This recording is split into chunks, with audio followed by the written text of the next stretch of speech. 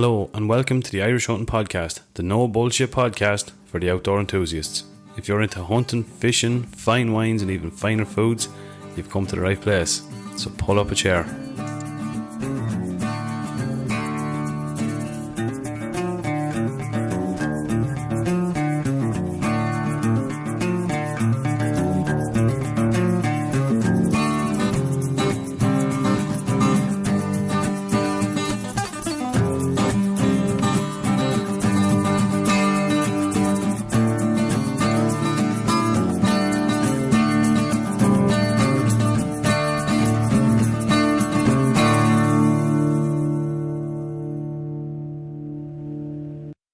A very warm welcome back. On this week's episode, we talked to Maurice Fitzgibbon. Maurice, a social media star, aka the Long Acre, has long been an advocate for rural and country life in Ireland. Maurice talks about his life growing up, how he's carved out a living and a home in rural Ireland, as well as a little bit of hunting. Hope you enjoyed this one, folks. And welcome back. And here we are, we're back for episode number 81. It's December. Hope everyone has got through the storm okay. And if you're listening here, I hope there's not too much damage done around the country and power has been restored and everyone's safe and well. That's the main thing. It's a wild couple of days there, but I think we're on the other side of it now, and there's a nice bit of cold snap about the air. There's a bit of frost there this morning. So welcome back. It's me again this week. This week we had the chance to sit down with Maurice Fitzgibbon, aka the Long Acre. I'm sure everyone by now in Ireland has probably seen a little bit of Maurice. He's a huge advocate for rural and farming life in Ireland. He's been on the TV there a couple of times. He was on last week with they're raising a few bob there with the farmers calendar and stuff. And you can find all the details there on Maurice's website. And please support that. It's a huge benefit and a huge undertaking by the lads. With a few bob raised towards the bereavement, people who've lost people through bereavement in farming and so on and so forth. I think that's affected most families in rural Ireland. I think we all know either a neighbour or somebody that's lost a loved one, be it a farm accident or gone too early. So yeah, look, it's a huge cause, and hopefully you get behind it.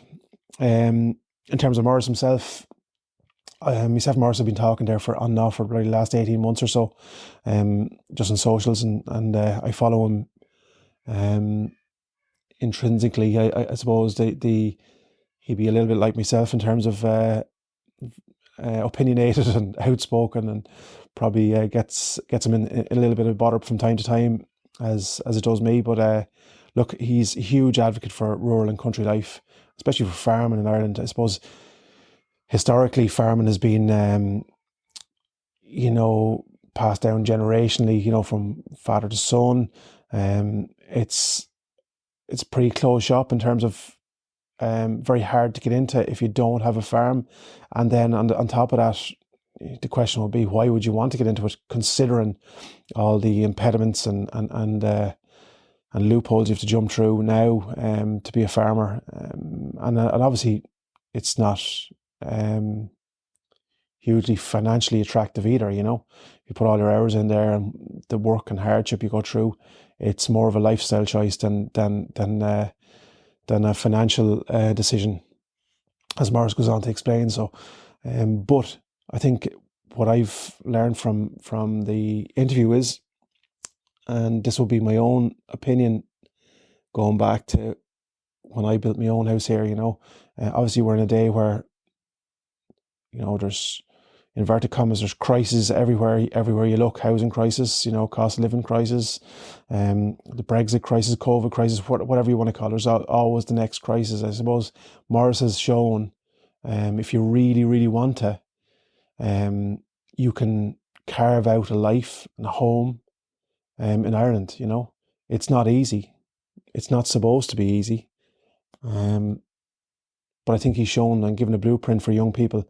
Maurice himself is only 30, so he's shown, look, this is the way I've done it. So if you really want to do it and you want to carve out a life or a home for yourself in Ireland, you can do it. There's plenty of people and plenty of bad news outlets that'll tell you can't and why you can't, and politicians, and they feed off that at times because they need crisis to thrive and survive. But Maurice has shown that not only he's a house, he's a roof over his head, he's a little farm. It's not little. It's but in terms of scale, in terms of farming now, it's probably considered small. But from a standing start, has carved out a phenomenal. And it's, I suppose, if for anyone who hasn't seen him on social media, have a little look. He's made a pond, fenced it. He's livestock, dogs, and he's continuously improving and building the farm. And he's done it from a standing start. He's, as he said himself, he doesn't come from a generational hand down farm.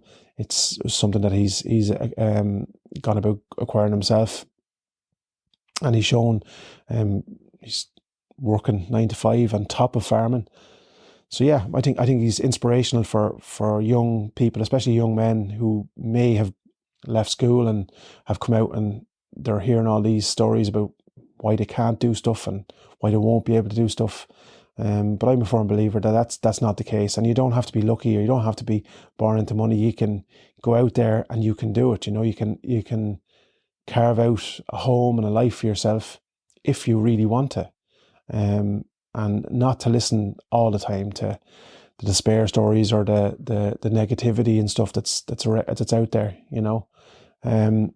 Also, look, I think Maurice has been very well known for his outspoken views in terms of politics and farming and the impediments and so on, and we discussed that in depth. It's a little bit different than our normal podcast in that Maurice is not a hunter per se. He's a huge I suppose interest in fishing and hunting and country sports and country life. I think the two of them are intrinsically linked, and that's why we wanted to have him on. We rely on farmers for our permissions and to grant us access to land and help us with habitats and feeders and so on and so forth. And then on the other side of them, we'd like to think we help farmers in terms of vermin control, and especially where there's gun clubs around the country. There's our signs are on there to keep telling people to keep out, and obviously then we've an extra set of eyes and ears and land for farmers and so on and so forth. And that's always been the case down through the years, and we hope to continue that. Obviously Maurice has travelled a little bit as well, so he's got to bring a little bit of that flavour of bit of fishing and hunting in Canada and so on. And obviously he's not adverse to hunting. He speaks about what his plans are for the farm. He's a lot of duck on his pond, fish and so on and so forth. And obviously then pheasants. We rely again on people like Maurice to create habitats and homes and give us a little bit of access to that for our way of life. So yeah, it was a bit of crack. I really enjoyed it. He's very, what do you say? I came away, even though it was a late one. He had a TV interview on the 6 o'clock show. Even though it was a late one, I came away full of adrenaline. I think he's infectious. I could have talked to him all night. We talked actually for a couple of hours off air. And we could have easily left it rolling when we could have had a 4-hour podcast. I think that's the beauty of talking to people in rural life anyway. We're all kind of in some way connected, and we all have similar outlooks on life and so on. And that doesn't just go for the country, from people from who are now living in towns, maybe, but with an interest in country life, a real interest. I think it's vital we listen. And that doesn't mean that we always have to agree with certain things, but I think myself and Maurice agreed on some things, disagreed on other things, and that's fine too. But the thing is that there's discussion and there's an openness and honesty there between all parties to find, solutions to the problems. Maurice is producing high quality animals, well cared, well looked after. Largely to his own detriment. So his animals are at times would be better looked after than himself. I mean, he's spoken about no running water, no electricity in his farm or in his house, but yet his cattle and dogs and livestock are all sheltered, fed, and have facilities that would be to ensuring that the quality of the animal is second to none. So I think that needs to be protected. I think that needs to be celebrated. And he's a true reflection, I think, of the traditional farmer in Ireland. And I think we need to get back to a little bit of that instead of forcing all the small farmers out of business and kind of condensing them into huge, be it monocrop agriculture or large scale farming. Not that I have anything against that, but I think we need to do more to help the small farmer. This is where, whether you're vegan, whether you're vegetarian, whether you're a carnivore, this is where your food comes from. And this is where, rural habitats for all kinds of wildlife rely on, Maurice talks about his use of antibiotics and doses and stuff like that in his cattle and keeping that to a minimum. And I think that's important because he's in tune with his livestock. If you have a huge farm, it's harder to be more in connected, I think, to your livestock. So that's very important. And I think we need to understand that. He sells beef, high quality beef, online. I think, again, if we can support that element, then what you're doing is you're taking out the middleman. You're giving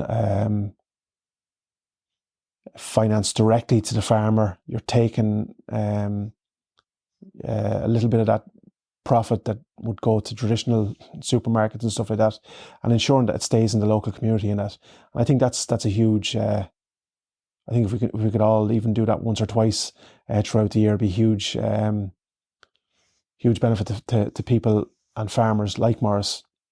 And then others, small little farm shops now starting to pop up, be it selling eggs, honesty boxes, selling dairy, and small scale dairy farms and stuff like that. You can get your unpasteurized milk and so on and so forth, raw milk and dairy products directly from the farms now, and I think that's a good move because I think it's if we're really serious about, inverted commas, becoming carbon neutral and reducing emissions, I think rather than taking livestock out of herd, pay the farmers correctly, pay them well, and we're taking that link. If you take it, milk has to go from the cow into holding containers, then a big truck comes, drags it I don't know how many miles away to be bottled and so on and so forth, then drags it back to the shop. You have to drive to the shop. I mean, we're saying that, not that we are, but as a government are saying that the cows farting in the field are creating gas and stuff. Look at the chain there that has to happen. Years ago, you'd go down to your local dairy man who'd be there'd be one in every village, and you went down with your little can, you filled your milk, and you gave him a few bob for it, and that was the way it was done. Or the farmer dealt directly with the small shops beside him. Now that chain has become far more industrialised, and that's where the real pollution is, whether we like it or not. And I think by bringing that back, like Maurice, you're taking huge, again, if you're buying directly from him, he has a small processor himself that he deals with. The cattle are processed and then it's sent directly to the customer, So you're, again, taking one or two transport links where it has to go from Maurice's to a factory to a processor to a supermarket. You have to go to the supermarket. You're taking one of the links out of the chain, which can only be good.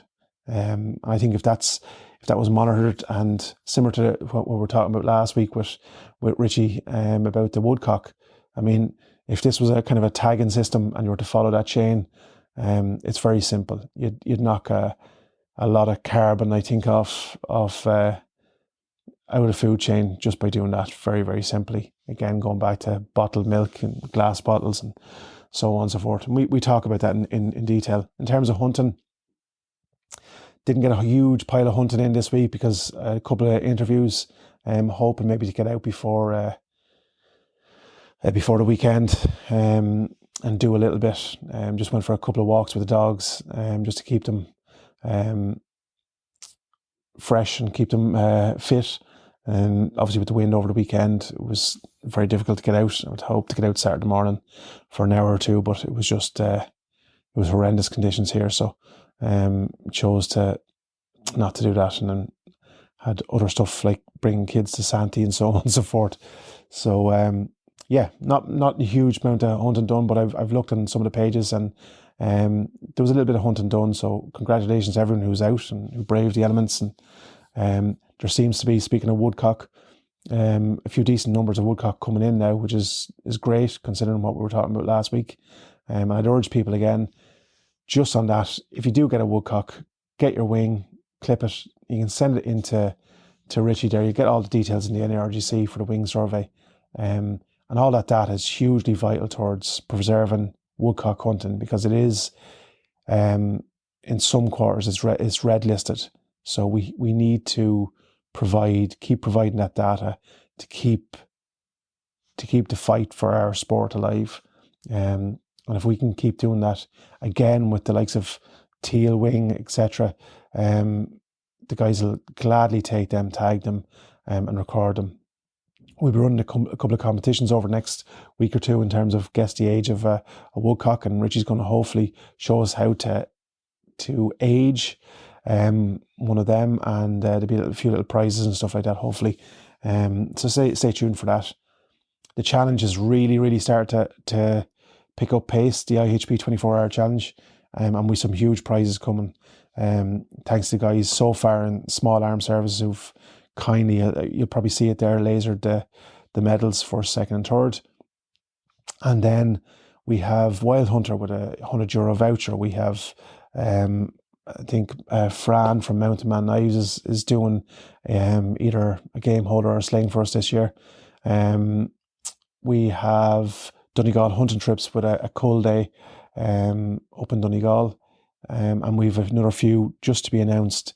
The guys are sending us on a few bits and pieces. So as soon as I have them tagged and logged and a few pictures and stuff, we'll announce them. So this year, what we're thinking of is we're just want to be hugely inclusive in how we do this. So it's 3 species. It's going to be 3 species of some description. So for the hunting element, you can do your fox, your pheasant,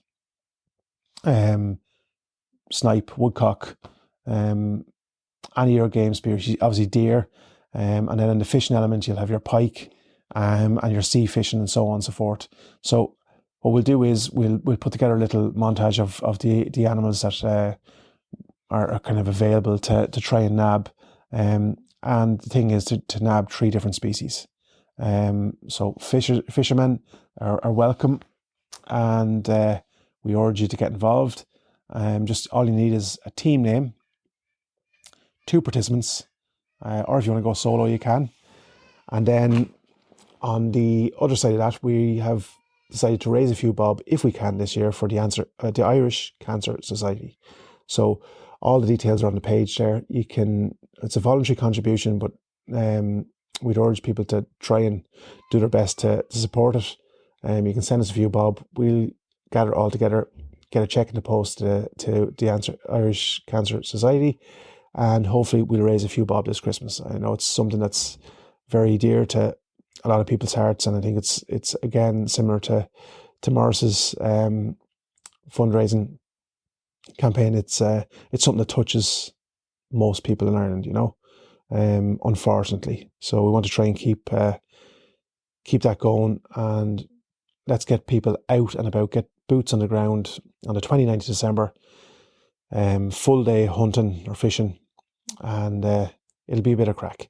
And we're hoping to get a little bit interactive with people, so we're going to be able to take a few videos from people throughout the day, or maybe going live and trying to get involved with people and how they're getting on. So we'll be touching base with certain teams and so on and so forth throughout the day and keeping you posted. So it'll be a bit of crack.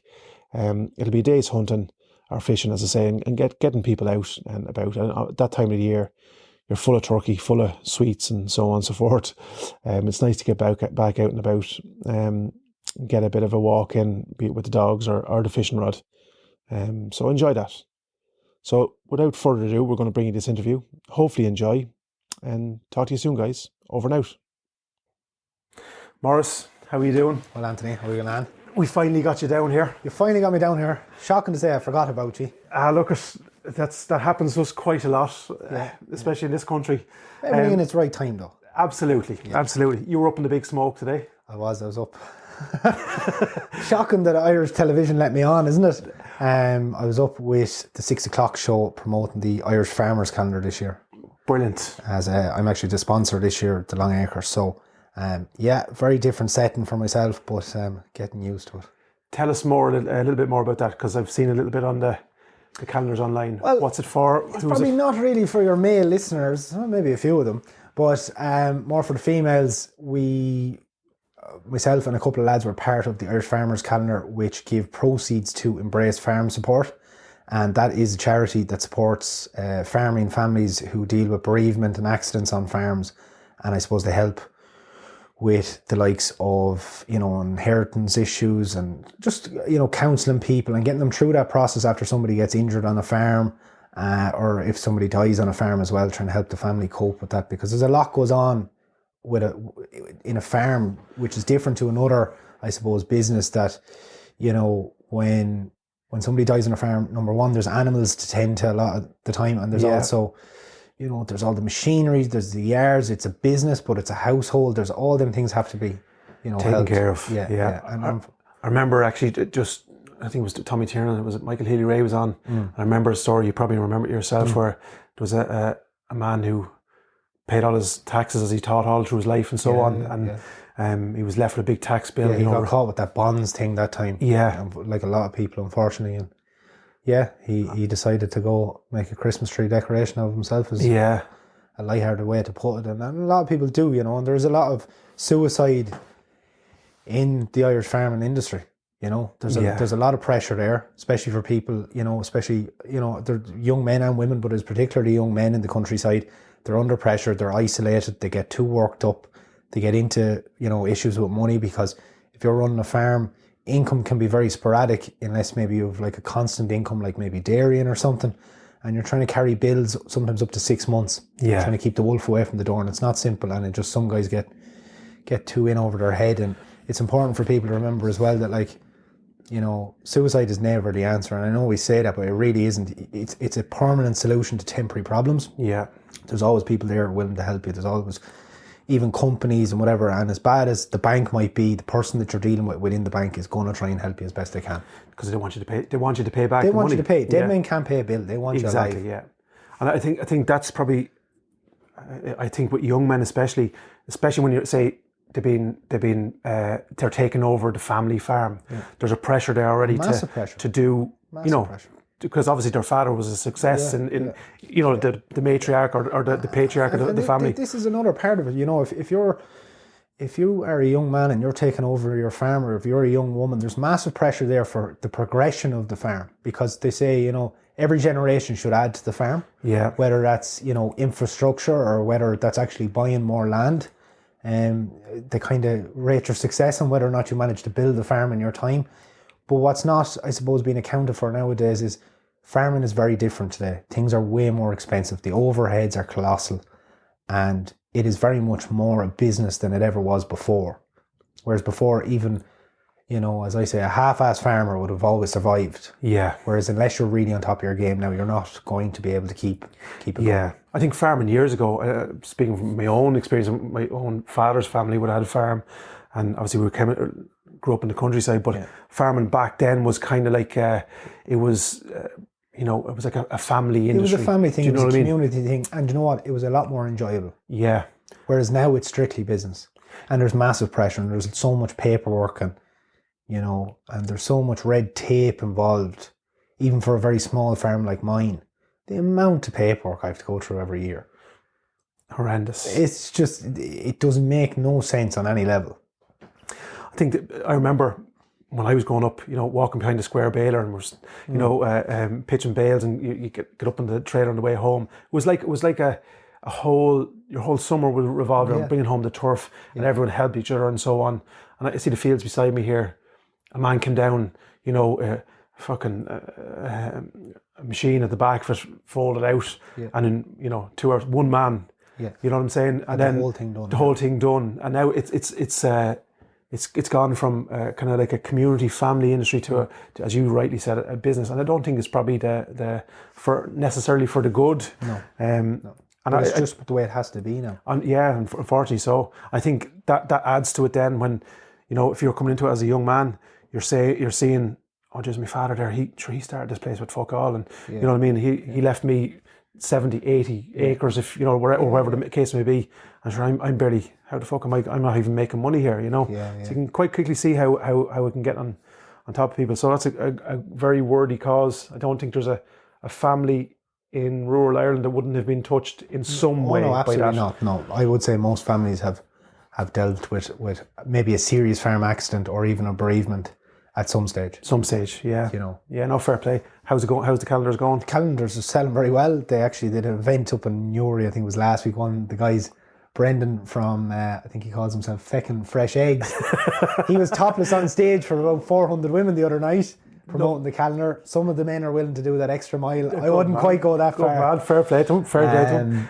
But yeah, look, it's going well. It's a bit of crack. People understand it's a bit of banter. And as I said, there's a percentage of the proceeds go towards Embrace Farm support. So very good. It's great. Very good. If people want to, they can get it on, it's on the irishfarmercalendar.com.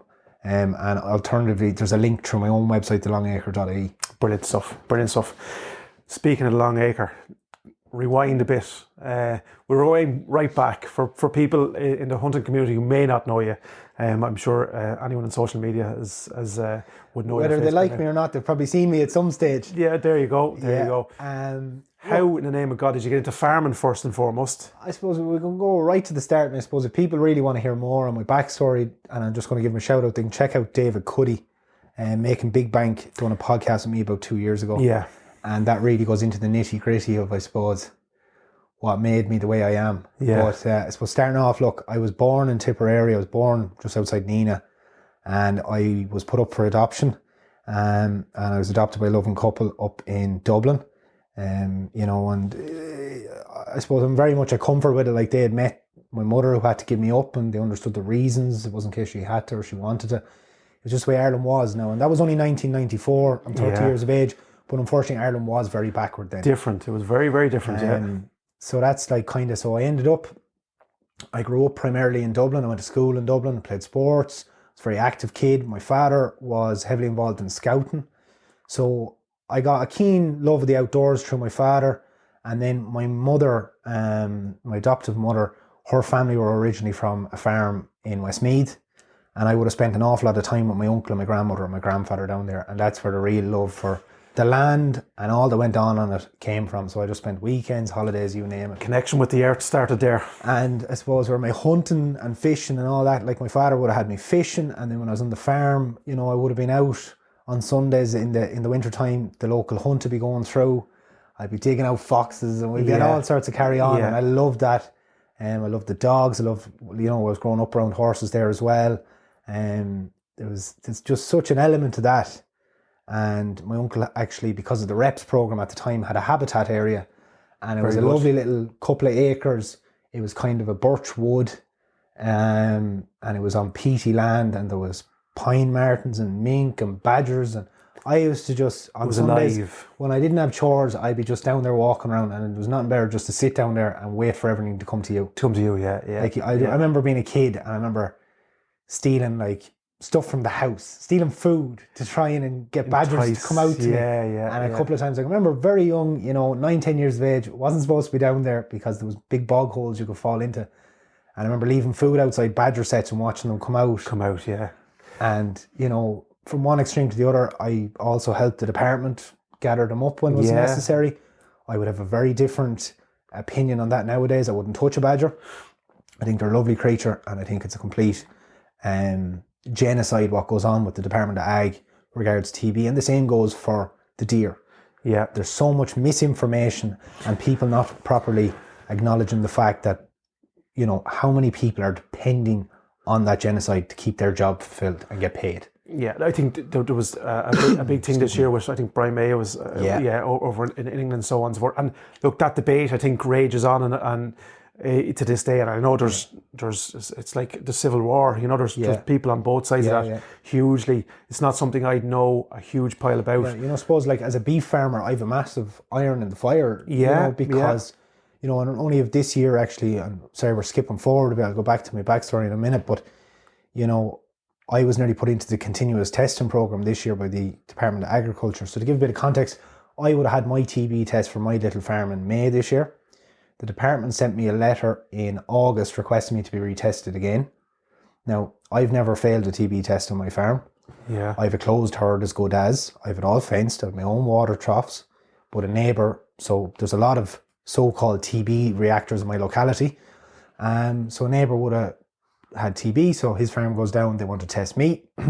I replied to the department with a letter. I said, I'm not going to be complying. They said, we'll take your single farm payment. I said, can you not check the screen to see I don't have one?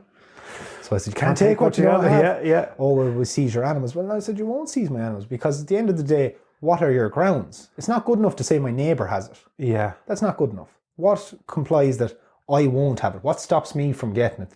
They messaged me, they sent another letter back. They said, well, if you double fencing and a thick ditch and your own water troughs, and if it was a silage field that was touching your field.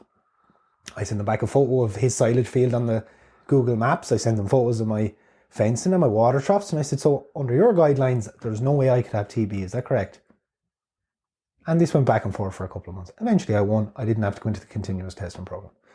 There is not enough pushback from farmers. Farmers are lying down too much. Yeah. And in the case where you do get a reactor, you should be requesting that you're retested after 30 days and tell them you want a different needle for every animal. Make their job as hard as possible. At the end of the day, they work for you, not the other fucking way around. Yeah. And I get very passionate about it with vets and stuff. And, never forget that a vet's mortgage is dependent on how many herd tests he does a year.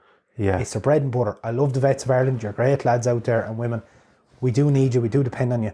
But, it's a fucking ghost hunt, this crack. Yep. 7% of the cattle that go to the factory only show up with lesions.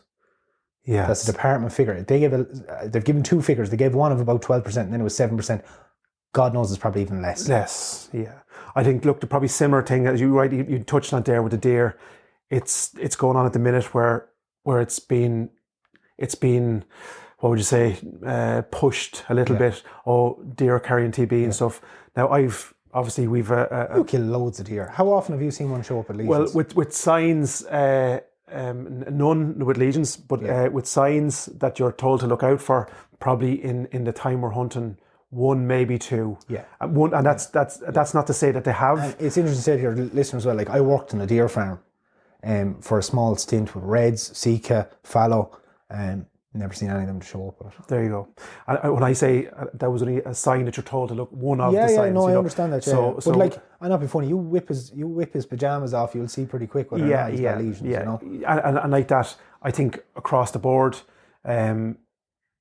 most hunters, I'm not going to generalize, but most hunters I've come across, same thing. Yeah. And like we'd have a fairly widespread with lads with these especially with your page, like exactly. And guys talk, and you will see occasionally, maybe in the Irish Farming discussion group on Facebook, somebody might say, the local lad shot a deer and it did have lesions or something, but I have no TB on the farm. Yeah. Or vice versa. There's loads of deer and I've no TB, or there's loads of deer I have TB. And I think funny enough, around the time that conversation started happening with the TB, probably with the deer, that only really started to what would you say, raise its head predominantly about 2-3 years ago maybe. And then all of a sudden, within the space of 2 years, we've the deer management unit set up. You know what I'm saying? And so now there's a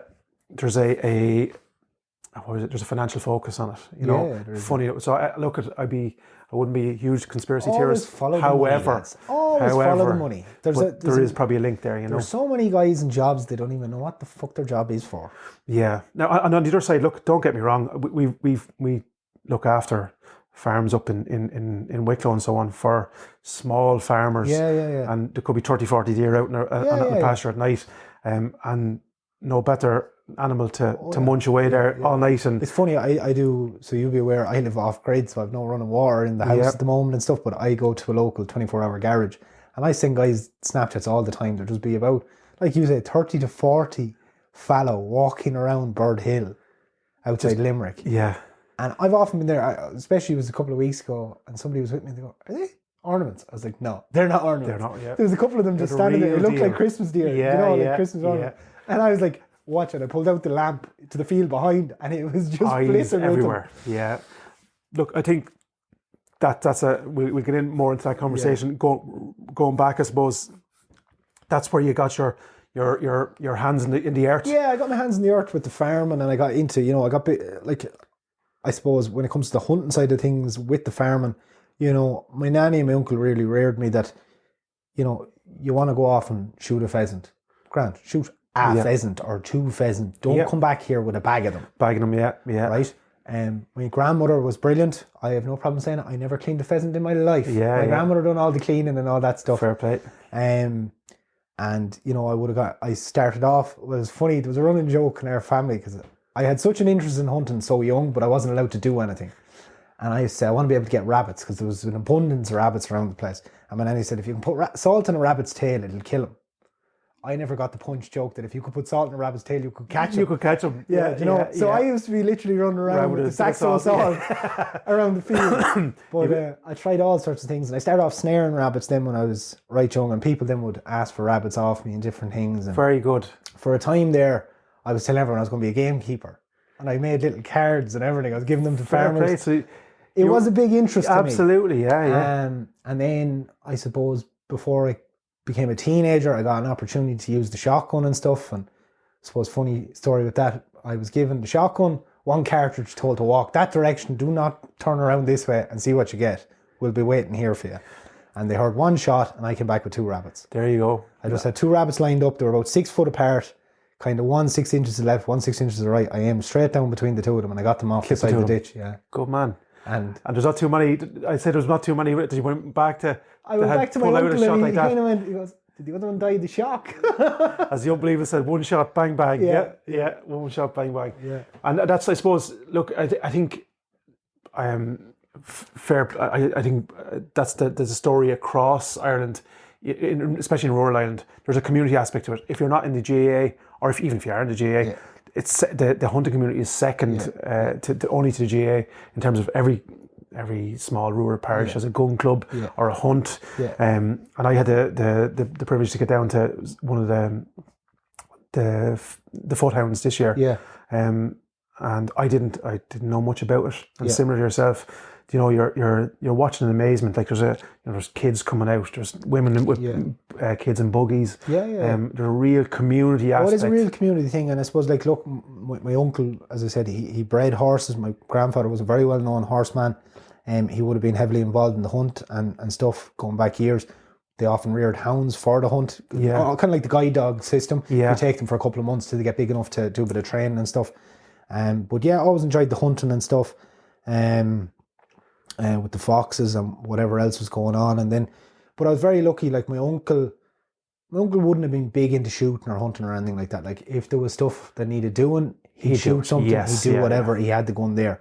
But he made, in fairness to me, he always made a great effort. Like if he heard that the lads were going out after foxes on Sunday, like they'd go out, run them through brush and whatever with the dogs. He'd say, "Would you take this lad with you?" And I'd only love to go, do you know? Oh, yeah. And stuff like that. And there was a couple of good lads around him, and they'd often be looking for, you know, for tails for the count. Yes, yeah. And they'd be always fitting that young lad had any tails out there, and he's a fucking bagging them out here in the shed. Yeah, you used to get a few bob for them back in the day. And I could have anything for them, do you know what I mean? Yeah. Because it was snaring and all that kind of stuff, you know. That as well, I think, feeds into exactly what you were saying with the calendars are probably similar enough. I mean, that community is slowly kind of dying out. You know, I see in our own club, you know, was the age profile was, you know, getting a lot older. This year now we've got a lot of young blood back in, you know, but through, you know, a little bit of work and so on. And funny enough, even my own young fella, he would have come out with me when he was younger, and then obviously, you know, girls and drinking and all that kind of stuff, and he got his gun last year, and he came back out this year, and you can see just the glint in the eye, because it's like something is triggered. It's in us, you know. It's especially, and I'm not being sexist. I know there's fantastic women hunters which we've had on the podcast, but especially for young males, I think there's something. It's primal. Yeah, it is. Primal. It goes back to, you know, you coming back with a deer on your back, or a pheasant, or a pigeon. Yeah. It doesn't matter. There's something you're bringing back, and there's a link there to putting that on the table. There's nothing that'll really beat that, you know. Yeah. I think I got soft. It's a funny thing to say, but like, they used to call me Kill Bill one time. Like, even with a slingshot, I'd be after pigeons and rabbits, you name it, with the ball bearings. But like, since I started rearing my own stuff and letting things off, and I'm kind of like, I don't think I could shoot them. But I'm very much, I was always, because I was reared that way, we never really, asides a crow, we weren't shooting things that weren't for the table. For the table, yeah. You know? And like, lots of lads would always drop ducks into my nanny, because there was lots of lads in the locality, they love shooting, so they want to go out in the lake and they want to shoot 20, 30 ducks, right? Yeah. But then they don't want them to go to waste because they don't eat them or whatever, and they enjoy the sport. So they drop them into her, she clean them, she keep them, she freeze them, whatever. Yeah. You know. Once they're not going to waste. Yeah, that's it. That is the main thing. And unfortunately, there is a lot of people who are shooting for waste. Yeah, look, there is, I suppose, some with a. It's like any walks of life. There's an ego thing in it as well. I shot 10, I shot 20. Like, if you can shoot one pheasant, you can shoot 10. It's irrelevant. You know, like, I've shot. Last Thursday, I told you, we were talking about teal before we came on. I shot a teal, and I'd be looking to pull that shot off again in my life, you know. And I was quite happy to go home after it, you know. But so if you're able to shoot one, you know, 20 or 30 is not really, it's nothing to brag about, in my opinion. Do you know? There was an old lad, funny, that used to, I'd met a couple of times through like fishing and hunting and different things. I remember one of the lads telling him one day, I just got 16 ducks out in the lake the other day. He goes, "Did you get a sniper or a woodcock now?" Yeah. He goes, "Don't tell me what's easy shot." He said, "Shoot something that's hard." That's hard, yeah. Do you know? Yeah. He said, next time, he said, "Tell me if you can shoot a fucking wasp." There you go. Do you know? And believe it or not, on the same day, I missed about 6 fucking snipes. So that'll tell you.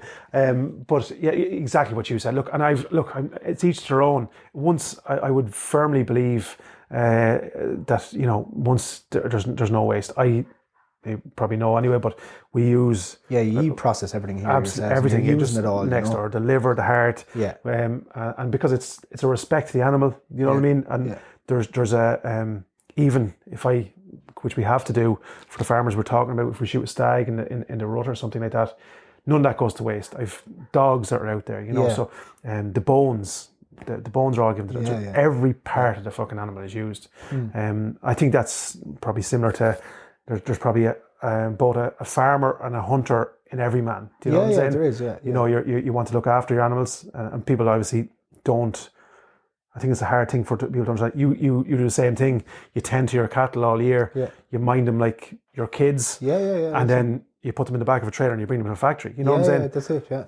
And I will say to lads, the less you have, the harder it is. Yeah, because you're nearly knowing them individually. I've been in sheds with 600 cattle, but when you're looking at your 15 or 20 home, and you nearly know their personality, and you're like, "Oh, jeez, what am I doing this?" Do you know? Yeah. It does get harder. It's funny. I have definitely noticed I've softened or something when. You know, I'd see my family. But I think the more you get connected to everything on a holistic level, I've definitely noticed the more awakened I became as I got older and stuff. I was like, "Geez, these things have souls," and you know, this sort of thing. Like, I went, you know, it's not as simple or something. Simple, yeah. My dad keeps 5 or 6 cattle every year, you know, and like that, I could see, because his farm, the home farm, was a little bit bigger than that, obviously. Yeah. And there's probably a little bit of that. Yeah. You know, I could see him.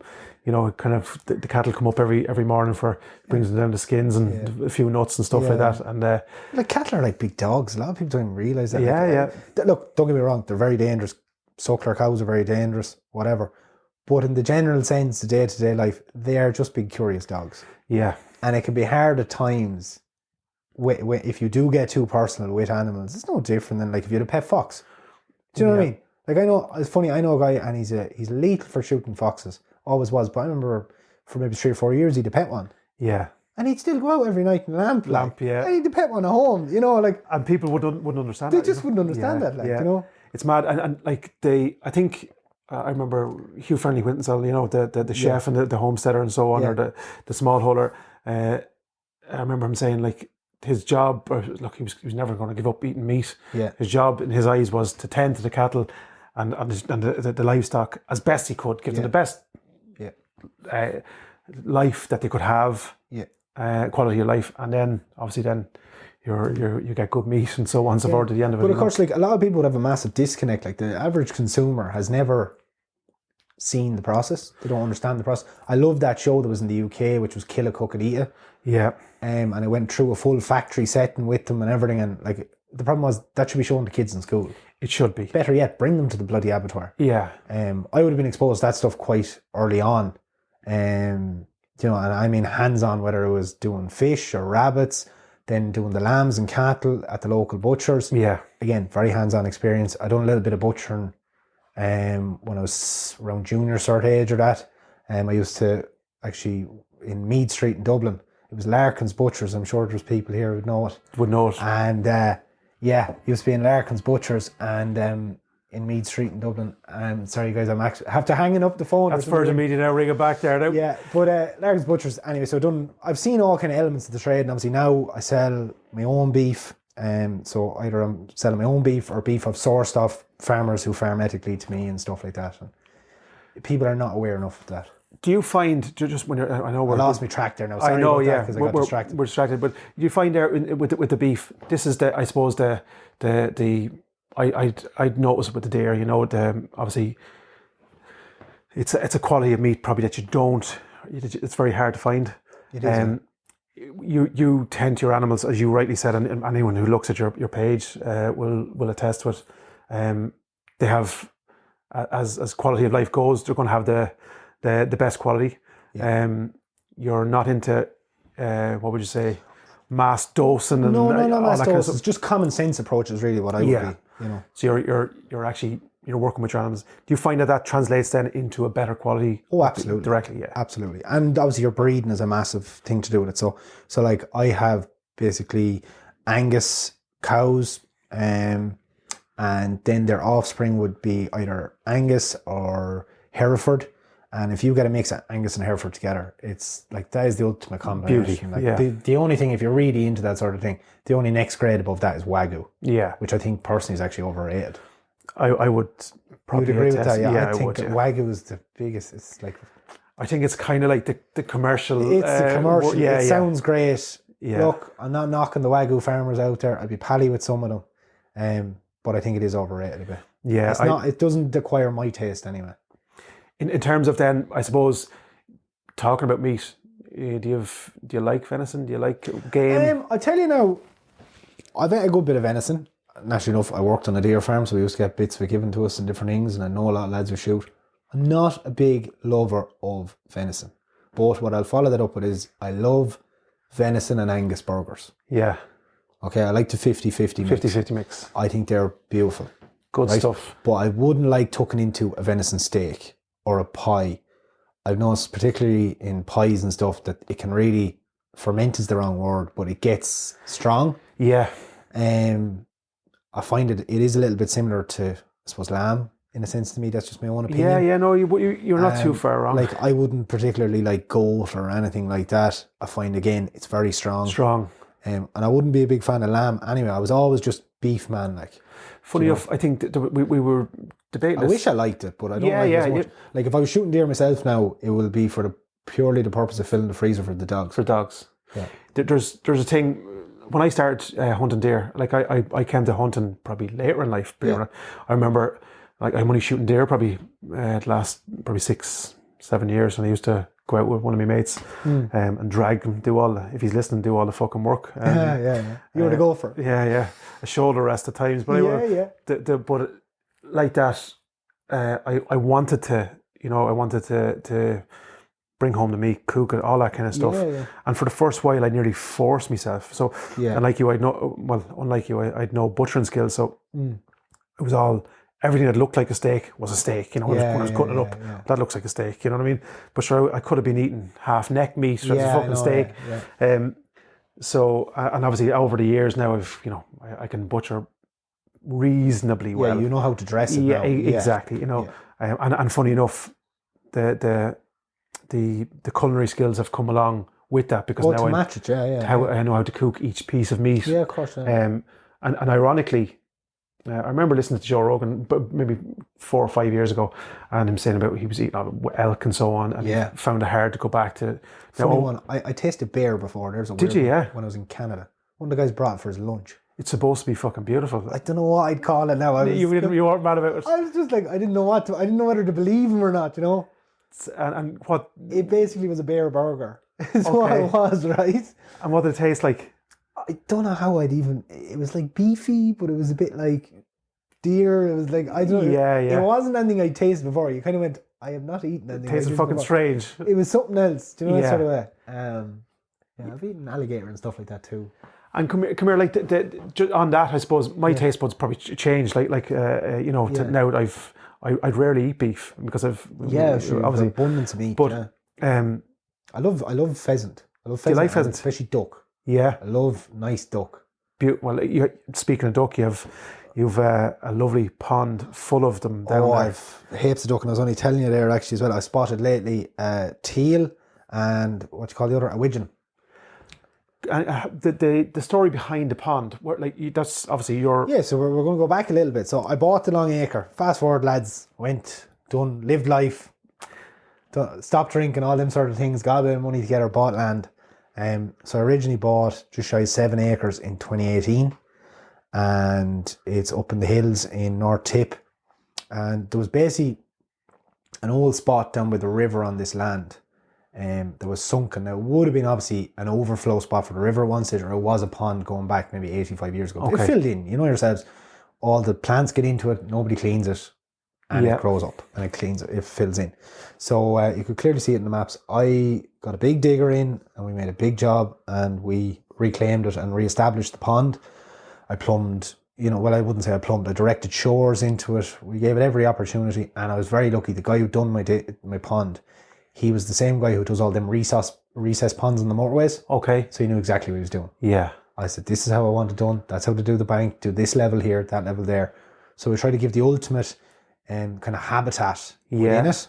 Now it has filled in a bit since. It needs to be redug probably after another 5 years when it really compacts and I think it's sound. I'm going to get it skinned out again. Okay. And we're going to go fucking deep. Like I want to get it 12 foot in the deepest spot at least. Okay. And just redo the banks and things like that. And the reason behind going deeper, what's your thought? Fish for the winter time. Fish really do need good depth. Okay. So unofficially, boys, there might be some mirror carp and grass carp in there, bigger than a wiener pig. Fucking hell, they're fucking big. Okay. I feed them bull nuts. They love them. They eat whole wheat. They eat dog nuts. They eat whatever you fucking. And they're very skittish, thankfully. Because I have a massive heron population. I've often gone down to the pond, there's no joke, and seen 5 of the whores standing around the bank. But I'm lucky in the sense that somehow trout fry managed to get into the pond and minnow, so that keeps them distracted. I think they must have just fell out of the sky. I don't know how they got there. Would you believe there's actually lamprey eel in it as well? Don't know where they come out. Well, look, sure, there's pike in fucking places that. There's stone loach in there as well. No trout yet. Awful problems. Got approval from. Well, should I say there's no big trout in there. I got approval from the fisheries a couple of years ago. Having awful trouble getting them to actually deliver them. Okay. Not going to name them. You all know who the main fish farm is, kind of in the Midlands. They haven't delivered them. I got approval for 20 brown trout, and they just have never shown up. So I'm in talks with another fish farm now to see will they accept the same paperwork. It's serious rigmarole. Like the council originally wanted to fill in that pond after I'd done it. Imagine this now. I was reported for doing that work. even though I'd done it outside of bird nesting season and all them things, was done the week before Christmas 2018. What was the thinking behind that? Because people are cunts. There's no other way to put it. And if you don't get their say-so, well, then there's no say-so. And imagine, instead of understanding the benefits of having a pond re-established, they were just upset they didn't get their go-ahead. So that they'd rather fill in a pond than have a pond. It makes no sense. I had war with the council. I had to get retention. There was a lot of trouble around that time. I was looking at a fine of about 10 grand. I stuck to my guns as I always do. If you're a regular following me, you'd know I'm a fair prick for the establishment. And luckily got the fisheries on board. But, you know, the fisheries were fully behind me. They understood what I was doing and all that. National Parks and Wildlife Service were not great help. They were against me with the council. And just probably talk us through that. So if you wanted to, if I want to dig a pond here. Supposedly now, any bigger than a bloody bathtub, you need permission. And if I do manage to get through that hurdle and I want to put fish in it. Oh, forget about it. That's a long road. You're joking. Oh, I'm deadly serious. And they came down, they inspected plants, they wanted to know where did it come out and all sorts of things. They gave out to me for moving plants as well. So that land would have been quite waterlogged when I first got it. And there's a lot of marsh marigold, which is kind of, they look like cabbages nearly, to explain to some people, with a yellow flower. So I was, you know, meticulous enough, went around the field, I picked them all up and then placed them around the banks because they're supposedly a great oxygenator. Okay. And I brought plants from different places and put little bits in. Now, the one plant I did not put in is the bulrush because they will wreck a pond. Okay. Now, there's iris in there. There's everything you need there. Like, it's beautiful quality. I've been bad in it lately, but before, I used to identify all the insects in the pond and report them on, do you know the reporting thing? Okay. I had a couple of rare species. I had everything. pH levels were good, all them things, but they were on my case about so many things. But if they knew like that those fish fell out of the sky and fell into the pond, like I'm sure I'd be dealing with some serious problems. Do you know, I've heard stories about that before. The old heron maybe regurgitate. Oh yeah, they just regurgitate a 16-pound carp and he falls out of the sky. But that is the idiocy of what you're dealing with council officials, you know, who have no understanding other than the fact that they work for the establishment. Yeah. And I have a massive graw for that stuff, and you know that, Anthony, from following me. You know, I find it hard to bear at times, just the stupidity. But like, I wouldn't mind now. Like, they'll give grants to farmers now for building ponds. Mental, isn't it? Yeah. And you're here with a what would you say, a fucking like I have no problem saying, with life. Like, my pond is state of the art in some ways. Like, it's bursting. You can see it. I have inlets. I have outlets. I'm hoping to set it up, and this will get you in trouble, but I don't really care. I'm going to set up some breed of a system that the water from the river will be able to come into the pond. I just have to work out my gravity and a couple of, say, butterfly traps and I've bought some monster fittings that cost like 300 quid to try and set something up that it will be just self-running. Okay. So in the summertime there will be nice fresh water coming in. And it has an outlet and all that, you know. It's a thing of beauty to me. Like, that's my garden. My house is no garden, but that is my garden. Oh man, it's like, that can only be, talking about hunting, every night we go out, or every day we go out, we see something beautiful. Yeah. Like your pond there, you could go down to that 20 different times in a month, and 20 different times you'll see something different. We always see something beautiful. There's dragonflies down there. Jesus, like, they're huge. Huge, yeah. And at night time, the bats, there's an unbelievable amount of bats down there. Because of course it's bursting with insects. Yeah, so many insects, and you see, there's loads of trees up around. I have seen owls down there. I get long-eared owls down there. I get barn owls down there. Buzzards. What else is up around me? There's anything and everything. Unfortunately, I'm not much of a photographer for that stuff. Yeah. If you had a decent camera, and in fairness, the Irish wildlife photographer, if you ever see him on Instagram, guys, he'd actually offered before that he'd come down and set up things. We just never got around to it. You know? Yeah. But be well worth it, because I think it's inspirational to, I suppose, to we've the gun club has a small bit of land up where we actually own our own small piece of land at Bog, and we're trying to go around doing a lake and or a pond, digging a pond. Now it's difficult in the bog, but we wanted to try and do something with it, you know. Yeah. But like that, I thought it was just a matter of fucking digging a hole and. Yeah, no, it's not. There's an art to it. Now, I was lucky. I have done smaller ponds for people myself. Yeah. This was my opportunity. I always wanted this big fuck off pond. I dug about 3 in our own backyard when I was younger. Very good. I remember stealing frog spawn from the Wicklow Mountains and bringing it down the bucket and rearing them in the house in a tank and, all that kind of stuff. And Pinkeens and all that kind of stuff. Yeah, like it was just, that was my thing. But like, I do view my pond as a piece of art, and I would have fucking killed the council official over it. Yeah, like I would, if they sent a digger in there, I'd have no problem doing it. I would set it on fucking fire in a heartbeat. Yeah. I seen you, like, obviously you swim in the fucking thing. I swim in it. My dogs are in it. Like, I'll walk them down even on a winter's night. They're straight in. They love it. Love it, yeah. And it's great bringing them down there as well, because they've often, just by chance, now it's not often now a mink will get in, but they do occasionally. Battery can go low on a fence or something like that. We get a mink in there. They don't belong sniffing it out. Okay. And my dogs will kill a mink in seconds. Foxes, like, there's nothing really any, that can stand to them. Yeah. What breed are your dogs? So my dogs are Dutch Malleys. So their father was a Belgian Malinois and their mother was a Dutch Shepherd. They're not overly big. They're kind of collie size. Their father was quite small. Their mother obviously is very big. A Dutch Shepherd is a big dog. But they're the ultimate hybrid dog when I was looking at what I wanted for something I knew I could train for cattle. They were quite good at sheep. They're badly over practice now because I've no ewes the last 2 years. But they'll work cattle. They've no fear of cattle or cows. And they're personal protection dogs as well. Yeah. So, like, now the difference in my dogs, I would not class my dogs as travel safe dogs. I didn't train them for those intensive purposes. Yeah. My dogs are for, if you raise your voice at me, they're going to growl at you. If you move your hand too close towards me, they're going to bite you. Bite your hand. Yeah. So they work off their own instinct. Now, a lot of dog trainers wouldn't like that. They wouldn't agree with that. And I fully understand and respect that. But I would never put my dogs in a situation where they could make a mistake. Yeah. But in the couple of scenarios that I've dealt with and different things like that, when you need them, I know they're ready. I've done surprise attacks. I've had guys hide in places they were never in before. We've walked into industrial estates. Guys have ran out and frightened the shit out of them. They don't cower. They're ready for rock and roll. Yeah. They're straight locked on. They're in and their teeth are sunk. And I suppose in rural Ireland now, that is, like, it's almost, I think we had obviously the passing of Mr. Nally. I was about to say, he is the best representation of the reason to own a gun.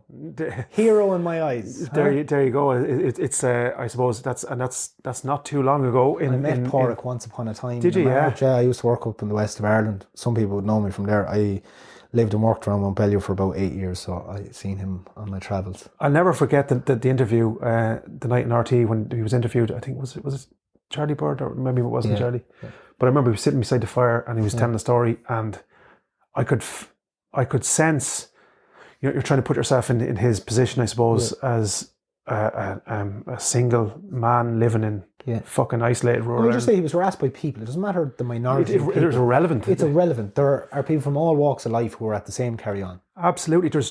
I've encountered it, particularly from speaking out online and stuff. There are people who think they're going to stand and lean in on me. And in this day and age, I don't care who you are, what you think you are. That's not tolerated. No. And especially not inside somebody's property. No, absolutely not. But that's, and you hit the nail on the head there. It's irrelevant, because if it's, there's every bit as much it can be neighbours in the local community down here. There was a spate of robberies happening here, and it's the same gang. So that's relevant. Do a damn brain on it. I will kill any man who puts my stuff in danger. Simple as that. As fucking that. As I told the guard one night, he said, "What's with the dogs, Maurice?" I said, "I've never seen a dog get sent to jail yet." Yeah. But that's a good way of putting it, And funny enough, we've been lucky down here.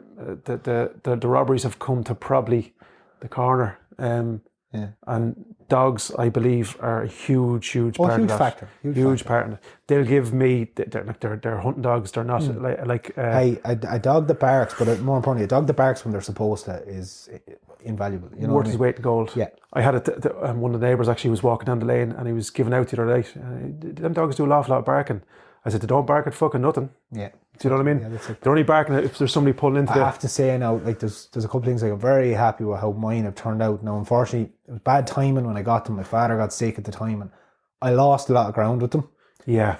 And they didn't get the attention I should have given them, and I knew I was able to give them.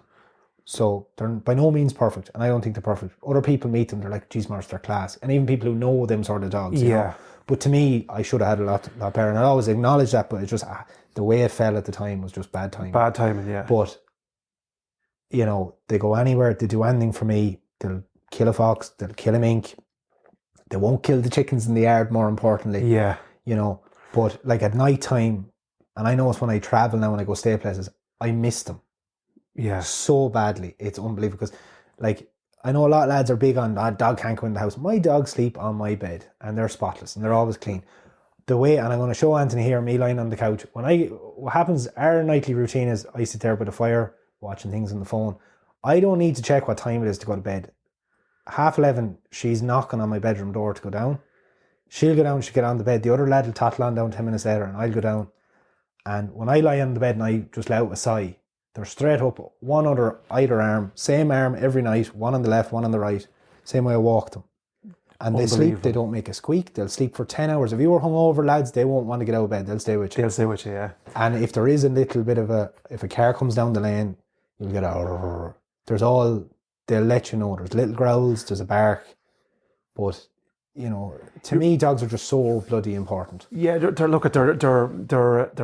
ultimately man's best friend, the old saying. And like that, I think there's a link back to the past with them as well. You know what I'm saying? Like, my dad has such a love for dogs as well. Like, and it's just, I do genuinely love them. I think there's a lot of misinformation out there at the moment with dogs and banned breeds and all this stuff, and there's not enough acknowledgement of gobshites who own them. Yeah, look, I think we all know that the boys and I've a pair just on me, but Nike runners and the lurchers, and it's not even them. Like there are farmers who don't have their feckin' bad collie properly housed or kennelled. It's not even about, and I despise it because, like, I'm on the road every day. I'm going in our yards, and whether it's hunting dogs or pet dogs or collies, the amount of dogs I see every day, they're on a 6-foot fucking chain, and it drives me demented. Crazy. And it's one thing that really, like, I can't like someone if they can't look after animals. Yeah, it shows, I suppose, how it's an insight into how they perform. Yeah, I think there is, and especially, like, again, the gun dogs. You know, we all remember that video. Them fucking dogs wouldn't smell a pan of rashers. Yeah, them poor dogs don't get out of a 6x4 crate only once a month. And you can't expect, it's like an athlete. You wouldn't leave a boxer locked in his bedroom for 6 months and expect him to come out and do 12 rounds. Yeah. Same with the collie. Lads wonder then why collies aren't focused when they come out after sheep and stuff. Them dogs need to be with you all day, every day. They need to be bonded with you. There's all them things of, like, you know, and it's all about caring for them. Like, you've probably seen, I put up a dog kennels lately now. Most people think I'm mad because instead of spending money on my house, my dog's the nicest house going. Yeah, the fucking bunk beds and the whole lot. Yeah. But to me, that gives me such satisfaction. Yeah. You know, they're happy, they're comfy, you know. You can rest easy, yeah. Like, it really should be, I've said this a couple of times, it should be a requirement for, there isn't enough requirements for dogs. Yeah. Particularly on farms. Like, your farm inspections going on now, an inspector will walk in, and I'm saying, whether it's collie or spaniels, whatever you like, it should be nearly a requirement now that your dog has, you know, an 8 by 12 foot kennel. Yeah. That has a little kennel or a big block kennel, whatever you like. It has a drainage system. You're able to wash it down, whatever. Not this shit of the chain has to go. Yeah, like that should have been gone. I think that we all remember back to the day when you were farmyard and you'd meet a dog on a chain. That should have been gone. I have. It's one thing if it's a 20-foot chain, but, like, the amount of them I do go into, and it is a 6-foot chain and a bloody pallet. Like. Yeah, and even at that, Maurice, I've pens out here. You know, it's like your own is in production at the minute. I put in just a concrete slab this year and put the fencing around of 3 different runs, but they're 12 feet by 15, 16 feet wide, each one of them. And a kennel. I had 3 lovely little kennels. I bought 3 fucking kennels, and the 2 pointers made shite of 2 of them. So now I'm in the process now of building 3 fucking. I can tell anyone, if you're thinking about getting a Belgian Malinois or any of them, just be very aware. If it's not steel, they'll break it, they'll chew it. It has to be. My poor girlie, her front teeth are very worn down, but don't worry, lads, she'd still bite you well. She's the devil for chewing everything. For chewing everything. So everything is steel or concrete in my house. Yeah, I had a chest freezer out there because it's insulated. Yeah. So that's what I've used for one of them because I knew it's fucking steel. And he still managed to get his nose in the back, and he's started now to root out. Yeah, talk about destroying your own bed. It's their anxiety as well, especially when you have such high drive dogs, and if they're left too long. And, like, I'm sure, like, you come home and say hello to your dogs every night, no more than myself, but I think they just have these patches of madness. Yeah. And you need ways that they can entertain. Like, my 2, look, again, they go against the rules. I have a brother and sister, and that's the one thing any dog trainer will tell you shouldn't have. Yeah. But mine get on great and they love each other, but at the same time, they're great company for each other. Yeah, that's the thing. Look, I know mine go a little bit doolally when if there's 2 or 3 days, say with kids, I'm out with kids and I don't get to walk them. Yeah. I walk them generally every evening or every morning. At least give them a run. Like that's the thing. Give them a run around. And that 20 minutes with a tennis ball is better than a 10k walk with a dog. Absolutely. They get way more enjoyment out of it as well. Yeah.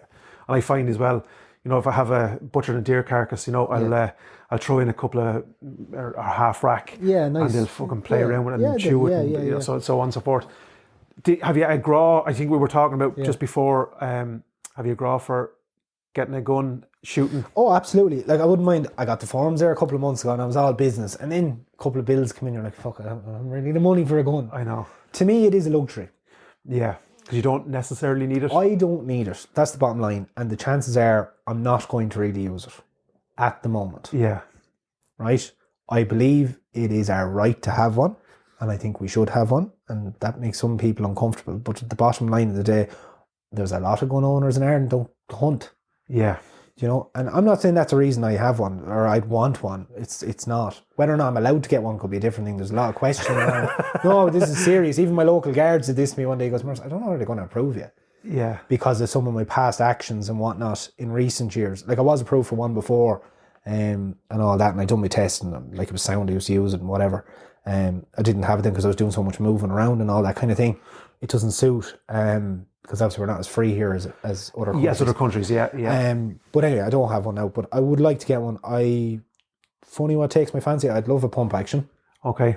I would like a pump action and full pump, no, don't mind about semi, and 2 rifles. I'd like something big enough to do a deer and something else that'll do a fox or say a rabbit. Yeah. That's kind of my feeling, Yeah. Just something nice, simple. I don't want any of this modern stuff. I'd like something like a nice bolt action Winchester, Yeah, nice and simple. Yeah. I think, look, there's a crossover. That's what we were mad to have you on. I think there's a crossover, obviously, between farming and hunters. I think hunters are probably predominantly a lot of people who would have a graw for farming in a lot of cases, like myself, as I told you, but they who probably don't or can't for whatever reason, but still want to have that connection with animals and the outdoors and so on and so forth. I won't lie now, I'll say this much. If I had a gun in the past with some of the things the dog done, chewing a couch or something, I could have shot him one of the days. Yeah, there's fucking times you fucking feel, yeah, absolutely.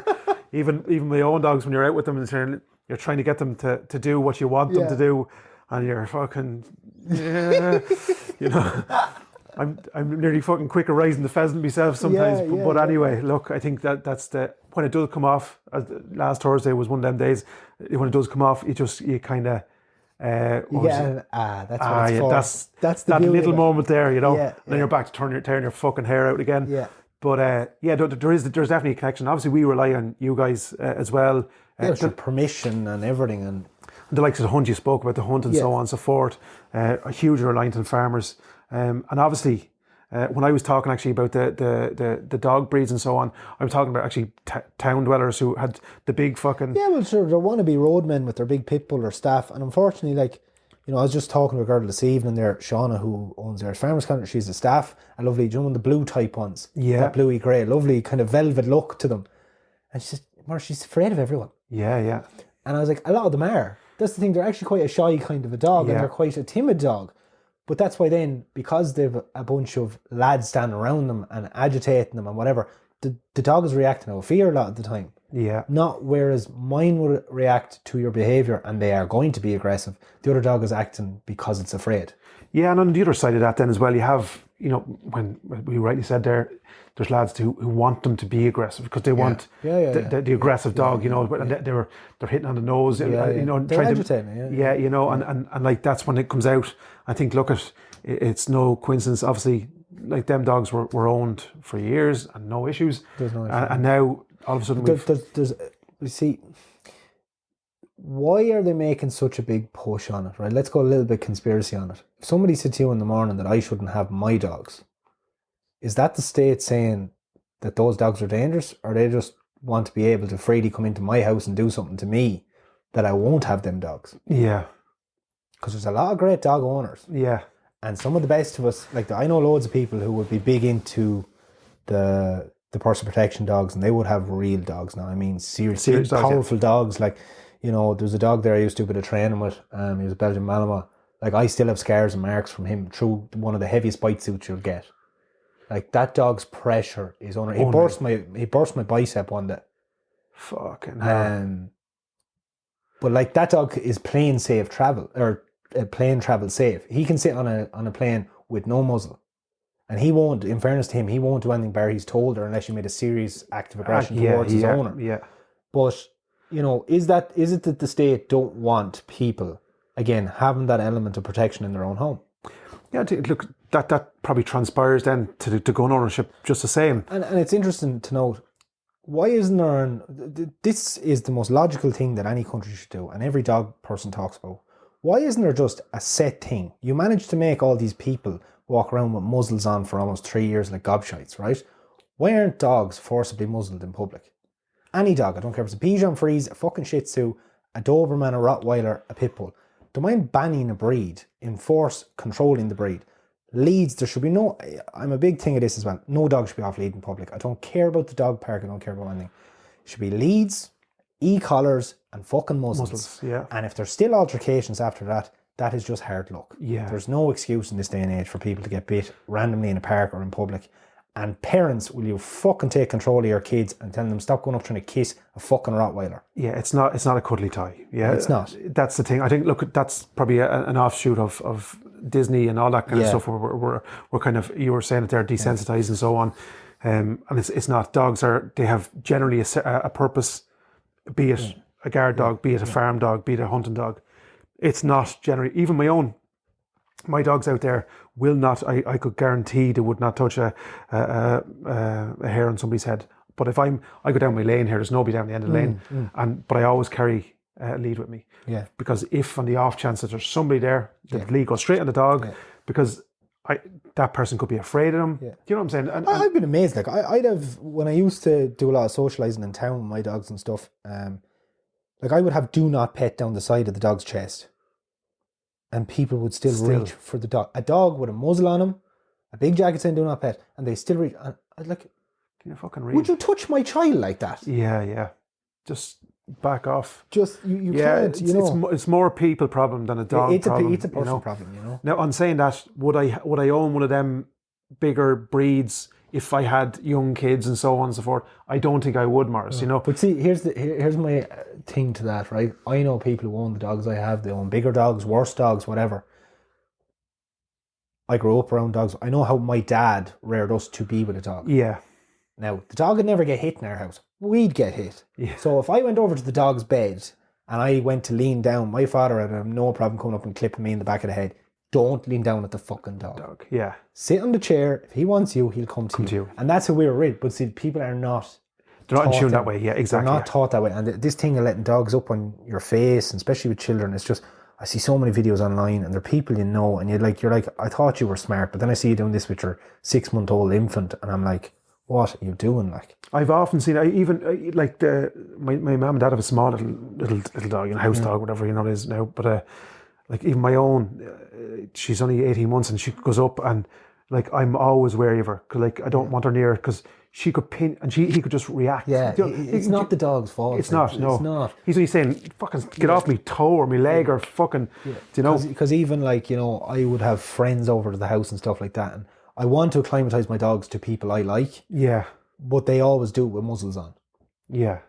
And my dogs don't mind wearing muzzles. They're wearing muzzles since they were little puppies. So they know it's the thing. And there was always a bit of peanut butter inside it, and they just, when they see the muzzle now, they get excited. Yeah. They will come and sit because they know they're going doing something. And it was the same when we were training them with sheep and cattle. They would get excited to see the muzzle because they say, "Oh, we're going to go do something." Getting back to the pond a little bit, and this is probably from a hunting perspective. You've no aspirations to shoot a few duck off the pond. No, well, I've had lads offer money to come in and shoot my pond and fish my pond and everything. I will probably to do a video on it someday. I know there's so many people who want me to do more of, I suppose, my bush skills.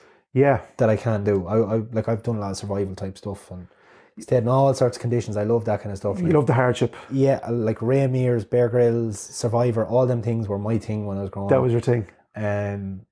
Like I would, if I do get a gun in the future, I will go down, I will shoot a duck or I'll shoot a rabbit or something, and we'll go start to finish of the process. Yeah. Same with if, like, I wouldn't mind, I've all my fishing gear at home. I brought it down to my own house lately. And the same thing, I was like, must go fishing one of the days now and just actually show people start to finish process. Absolutely. Catch a nice trout there now outside Loughdorg. Yeah. And let's go show people how I learned how to do it. Look, it's good, I suppose, as well, for you've a hugely busy fucking life now. Yeah. You have your social media stuff, you have TV stuff, you have a fucking job as well. I have a full-time job, lads. Don't believe forget it or that. believe it, fucking that. On top of farming, on top of trying to build a house, which we talked about just off air a little bit, similar to you. Mine took a fucking It's a long road. It's a long fucking road. How is that coming along? It's constant work in progress. Like, unfortunately, the biggest thing that has held up my house and like, it's not that I'm abundant of it, but it isn't money that's held up my house. It's been the plumber, the electrician, or the builder, and just getting let down by guys constantly, you know. And I hate trying to be a dickhead to people, but then it's like, if you're too nice, do they just leave you off? And if you're a dickhead, they're like, oh, fuck him, I'm not going doing that for him. Yeah, it's annoying. But like, I've lived in a house now with no electricity or running water for 2 years. I have electricity now the last few months. I have a generator, but I've still no water in the house. And is it your plan to live with the generator? No, like, it's my plan to be off grid, but not on a diesel generator all the time. I'm going to be putting in an element of hydropower. I'm going to be putting in a bit of solar. And then the Jenny will be there that like, if I want to use the welder out in the shed, back up. The generator will be there for that. But my biggest aim will be that Jenny should not come on for general house chores and use. Yeah. Again, it's like the farming. Everything with me is just a bit of common sense. At the end of the day, solar panels are not sustainable. Like, it's all harsh chemicals. It's all stuff that's mined by poor little African kids. Yeah. Like, that's the balls out reality of it. Yeah. They can't recycle them. There's all those problems. I am by no means, and don't anyone take me up on that, I'm trying to live sustainably to be sustainable. Yeah. Or to be carbon efficient. I do not believe in any of that carbon bullshit for 1 second. I am doing this so I am independent of the state. You believe that there's a, what would you say? An ulterior motive. Oh, there's a massive ulterior motive. Like, you know, at the end of the day, look at when there's a power outage. I see people, you know, they'll be putting up things. We know power here. We know we can't cook. We can't clean. We can't heat. We can't do nothing. I put up a video, lads. I have lots of electricity here because I'm running on the diesel. Yeah. Now that's a bit cheeky because I could run out with diesel. Yeah. But like, I'm so used to cooking on a little stove, boiling my tea that way. Like, I just live that way. Yeah. I go out and I have showers out in my pump house. Like, I have a well. And there's a pipe out there, like, and you're having a shower underwater that comes up 400 feet and it's ice cold. But I'm used to living like that. Yeah, that's that's new age fucking. You're doing it. There's people doing it for. They're doing it to be trendy. You know? Yeah. I just happen to be living that way, and you know, unfortunately, there is an element to this as well. Like, I'm very grateful for all I have, but I have only a modest little place. It's a very small house and whatever, but there's no help there from the council if I wanted it. Yeah. There's actually not. Like, I did look into it a couple of times and different things like that. And, you know, I remember one time even I got stopped in the van by the guards and the taxis out in the car. And they're like, where are you going? It's late at night. So I'm going down here to this petrol station, get a wash. And they're like, why are you going down here getting a wash? I was like, I've no running water or power in my house. So I was like, the fucking taxman can wait. Because I said, he's not spending the money on me. Yeah. I think, look, probably similar to yourself, like I've different methods of heating and running the house and so on. And that's probably where, again, getting back to the hunting side of it. I remember during COVID and stuff, I remember I stocked up on ammunition myself from one of my mates, you know, and like that, I remember thinking, like, because that was a kind of an insight into the way things could go. Yeah, like, people were fighting over toilet paper, lads. Yeah, and look, I'm not getting into which side was right. Yeah, or wrong, we won't go into it. Do you know what I mean? But like on because like each their own. But I do remember, like, if that was, you know, take that being, if that happened again or something similar or something worse, or I was saying, like, I want my kids now. You know, that's my kind of priority now. I want to teach my because it's like, you know, that the old adage, you know, hard times make so on. Hard times make hard men, and hard men make good times, and good times make weak men. Exactly, and that I think we're in that kind of that bit of an age now. Even in Ireland, like, we're sitting here, we've social media, we've internet all around us, and lights and all that kind of stuff. And really, we have it fucking easy. You know what I'm saying? I suppose. Look, I grew up reasonably well. My parents worked hard. We never really wanted for anything like that. But I still did come out of school in the middle of a recession. Yeah, very aware of it. I remember getting €50 a day to labour. You know, life's humbled me a couple of times financially at times, and you know, whatnot. And then just being young and foolish and drinking your money instead of keeping enough for your dinner. And, you know, all them kind of things. And like, if you sit in an apartment from Friday to Monday with no food, you kind of go, why the fuck did they do that? Do you know? But like, them things are all good for you. But I always just wanted to always very much say that if I'm failing in life, I'm failing on my own terms. If I go hungry, it's on my terms. Yeah. So like, I keep, you know, it's not anything impressive, but like, I always have, I would say that, you know, for 3 months, I know I wouldn't go hungry. Yeah. Now, like Crocodile Dundee said, you can eat it, but it tastes like shit. But I have stuff at home that I can live on for 3 months. Yeah. And, you know, people can laugh about conspiracy, this, that, and the other. There are serious agendas at play that are in black and white writing between the WEF and the, you know, the UN and different things like that. And whether or not these will actually be acted upon in the next few years, I don't know, guys. But I'd rather be on the side of I was ready than I didn't know when I wasn't ready, or that I had the stuff and I didn't ever need it. And what I'm going to say to that is, if there is somewhat of a reset politically, socially in Ireland or across the world, it's going to be carnage for about 2 weeks.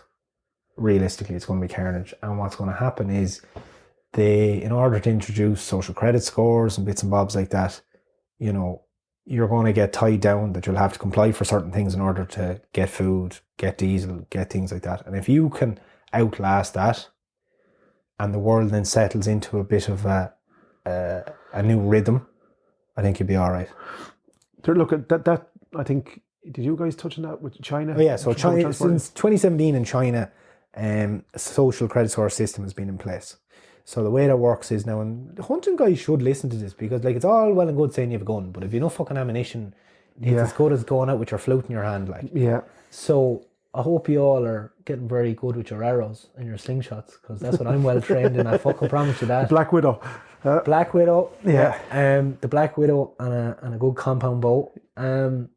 But yeah, so in China since 2017, there has been a social credit score system. And the way that really drove it home during the COVID period was you couldn't access certain parts of cities. You couldn't pay for diesel. You couldn't use your bank cards unless you had the QR code that was given to you at the time you were vaccinated. So the only way to get your QR code to be able to use your banking was to get the COVID vaccine. And that's where people like me were very strong, and this is why we were trying to warn you all. And, you know, I was a menace throughout COVID, and I was well known by guards a couple of times. But like, I just really want people to understand that if you can just have that bit of willpower not to fall for, you know, the herd mentality, you will be better off in the long term. But this social credit score system is scary, because imagine, guys, you can't buy ammunition because you didn't do something or because you drove too many miles this week. So they're calling it a carbon credit score system as well, because if, you know, like, basically what they're saying is the average person won't really be allowed to air travel in the future. Okay. You'll be restricted to a 5k zone. That's why you see a lot of talk about 15-minute cities nowadays and stuff. But to understand the level of security, like, the cameras in China now can pick someone up by how they walk. So forget about wearing, you know, your Mr. Magoo disguise. It's going to get you by the gait of your walk. And do you fully believe that this is? It's not even believe. You guys can go and check it out. No, I'm not saying it's incorrect, but like, you believe that this will be here within the next 5, 10, 15 years? I think definitely 10 years. A lot of it will be here, and it's so incrementally. You have to understand, like, it is so slow, incremental steps, and you're slowly, you know, like the dog, like anyone, you just train and you get used to it and you adapt to it. Mm-hmm. Unless you're a stubborn whore like me, who stayed walking into shops without a mask, who showed up to checkpoints with a passport in his hand and said, this entitles me to travel to 32 counties of this country. You know? Yeah. Or sorry, the 26, but I count the ones above as ours anyway. That could cause a few extra rows. There's another couple of rows out. But unless you're authentic to yourself and understand that your health is what matters first, your family is what matters first, and them things. But I do think that these things will be implemented, and, you know, the hate speech is a great example of that. Yeah. That's one, like So I'll probably I'll differ slightly to you, right? Because obviously we said before the show, we started the show, like there's things that change it. You know, my kids probably changed my perspective on that a little bit compared to say if I was 20 and young, free and single, right? Yeah. So if I was young, free and single, I'd say, well, I'm entitled to go the fuck wherever I want to go at 20, you know. But you know, my kids come into play, and then you're saying, well, I have something to protect here, and I don't know what this is. So until I know what it is, well, I'm happy enough staying fucking here. Do you know what I'm saying? So that changed my viewpoint, obviously, slightly. Do I believe that you should be forced to have a vaccine? No, I don't. I should, you know, all that kind of stuff. So I'm probably somewhere in the middle, if you get me. Yeah. Hey, I fully believed it. People wanted to get it, let them get it. Yeah. But I said, I just said to friends and family, I said, this was at the start, I said, I am not going to give you any sympathy when you get sick from it. Yeah. I said, I'm sorry, but I can't. I said, I can give you all the warnings. And like you see now with the different trials that went on around the world, Pfizer were brought up to court. There's lots of things going on. You know, there's about 40,000 related deaths in Ireland that was brought up in the Dáil at one stage. And I feel sorry and I feel sad for my friends and family who didn't listen to me. And people who contact me saying, Maurice, I have this problem. Who can I go to? So I spend a lot of time actually now directing people to certain people who are helping them detox from it and different things like that. Look, a lot of people were fine. But there was an element of them that were absolutely very sick, and there's people died from it. Like that's just as simple as that. Like I understand that. I think there's two. If erring on the other side of the conspiracy, right? So say for instance, I'm devil's advocate here, right?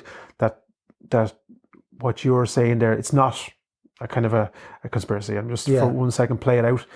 Then you know, and this was to happen again. You know, or another fucking... Gates says 2025 and 2030 will be the next ones. Yeah. It was going to be treated a lot different. And the difference next time around is the likes of me, because I don't have that QR code that the rest of the people who got this already have. So I will lose access to my bank account. So they'll really, for the few soldiers out there who didn't get it, and in fairness, the numbers are very big in Ireland. It's surprising how big they really are. They'll only be able to hold out so long because they have kids.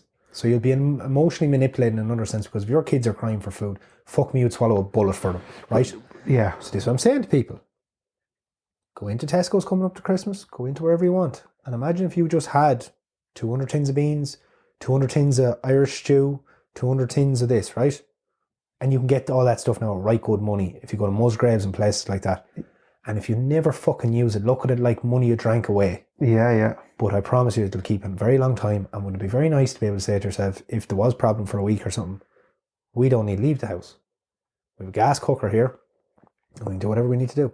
Yeah. And look, I think you'd understand this when I remember, I still do, bring home the bit of turf. Yeah. And when you look back and you say, that's me winter sorted, you know, you don't have to rely on, I don't worry about the fluctuation in fucking oil or, do you know what I'm saying? There's one interesting thing actually for yourself now, as someone who does a lot of meat prep. I really wonder how many people in Ireland would actually understand and be able to do the process of properly dry curing meat. Yeah. What's the proper name that you call it when it's like that? For like dehydrating it? No, do you know like you see guys, so the guys who live out in Alaska and stuff, like they put them up in like a bed sheet in the tree. Yeah. And they salt it and the pepper and the salt and the peppers. And it basically ends up like that fancy ham, we'll call it. Yeah, like curing, yeah. It's basically like jerky, but they leave it on the bone, like. Correct, yeah. I try to do that. I know a few people who've tried, but I haven't heard anyone it's right. Fucking, it's rank. I did it when I had the pigs here at the time. Yeah. And I said, fucking, I'll try this, but with the salt and stuff. Yeah, because this is like, you know, and again, it comes back to that thing of self-providing and all that stuff. Like, loads of people will tell you, I've this many animals and I'll just sit on the other. But I was like, if there's only 2 of you in the house and you killed a cow, it's some waste. Absolutely. Because it's going to be septic in a couple of days. That's the thing.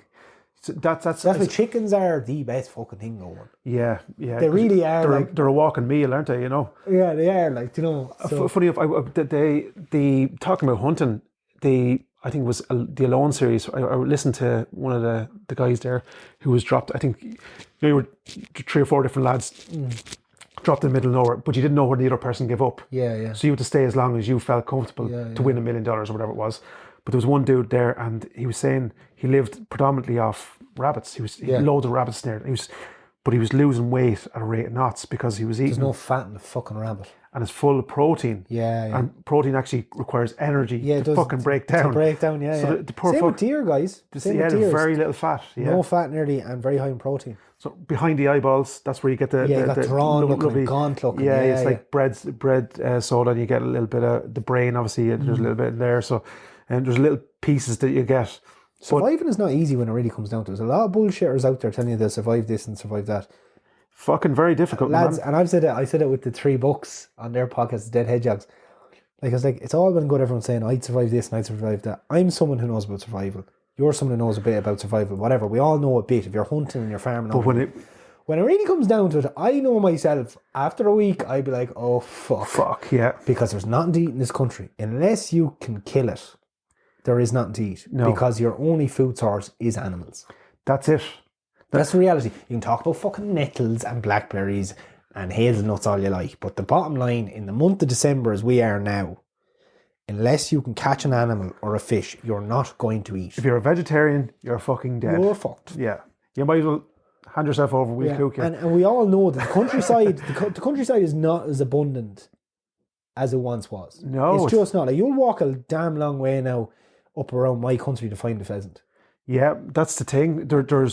And if you did, he was released this year. Like, that's as simple as that. And even down to, like, we'll talk about that a little bit, because your style of farming, in my belief, is the way we should be going back to. Like low, what would you say, low commercial input in terms of huge machinery and your.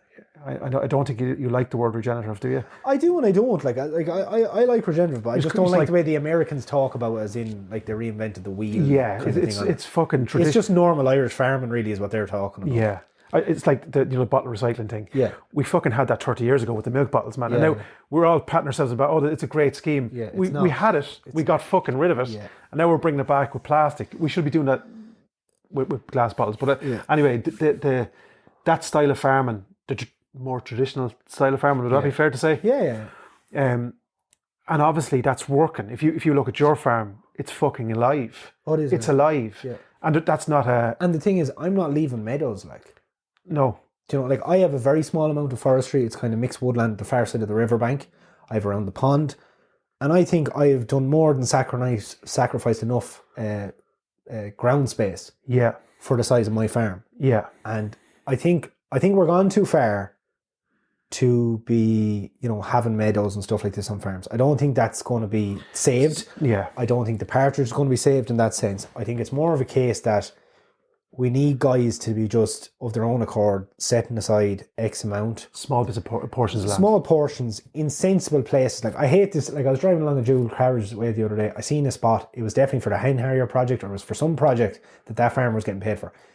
It was a wildflower square right beside a main road. Yeah. It was completely barren because it was along a corner fence, so there was no ditch. I said to myself, nothing but a butterfly or a bee is going to stay there. Stay there, yeah. So why wasn't that man actually said to, well, why isn't that down the other end of the field? Yeah. If we're really serious about it. If we're really serious about it. And it's like, Phoenix Park, I always think, is a great example, and people could laugh at this, but like, why isn't the Phoenix Park full of, a wild bird mix? And I don't mean for pheasants or something, although I'd love to let turkeys and everything out in it. Yeah. But why isn't that whole thing a wild mix? Yeah, because it's all manicured and looks... But like, it shouldn't. But like, there's lots of places like that is public ground. And the thing is, the beauty of a lot of the mixes, and like, I'm sure most guys listening here know Cormac Gun Club, like, and the lads do great mixes there, right? Yeah. I use them, and I can tell you, they're self-regenerating. A lot of the brilliant stuff, borage is brilliant. A couple of the other stuff came up for about 3 years after. The rest of it died off. I'd love to give it a scratch again now and rejuvenate it again. But that, like, you would actually think there was loads of mice on the ground, but they're not. They're all little birds in it. I actually have the leaflets there. And the wild game mix. It's like, I think there's a couple of 1,000 acres planted every year by gun clubs. But the thing again is, it's a little strip here, it's a little strip there. There should be more public land getting used for it.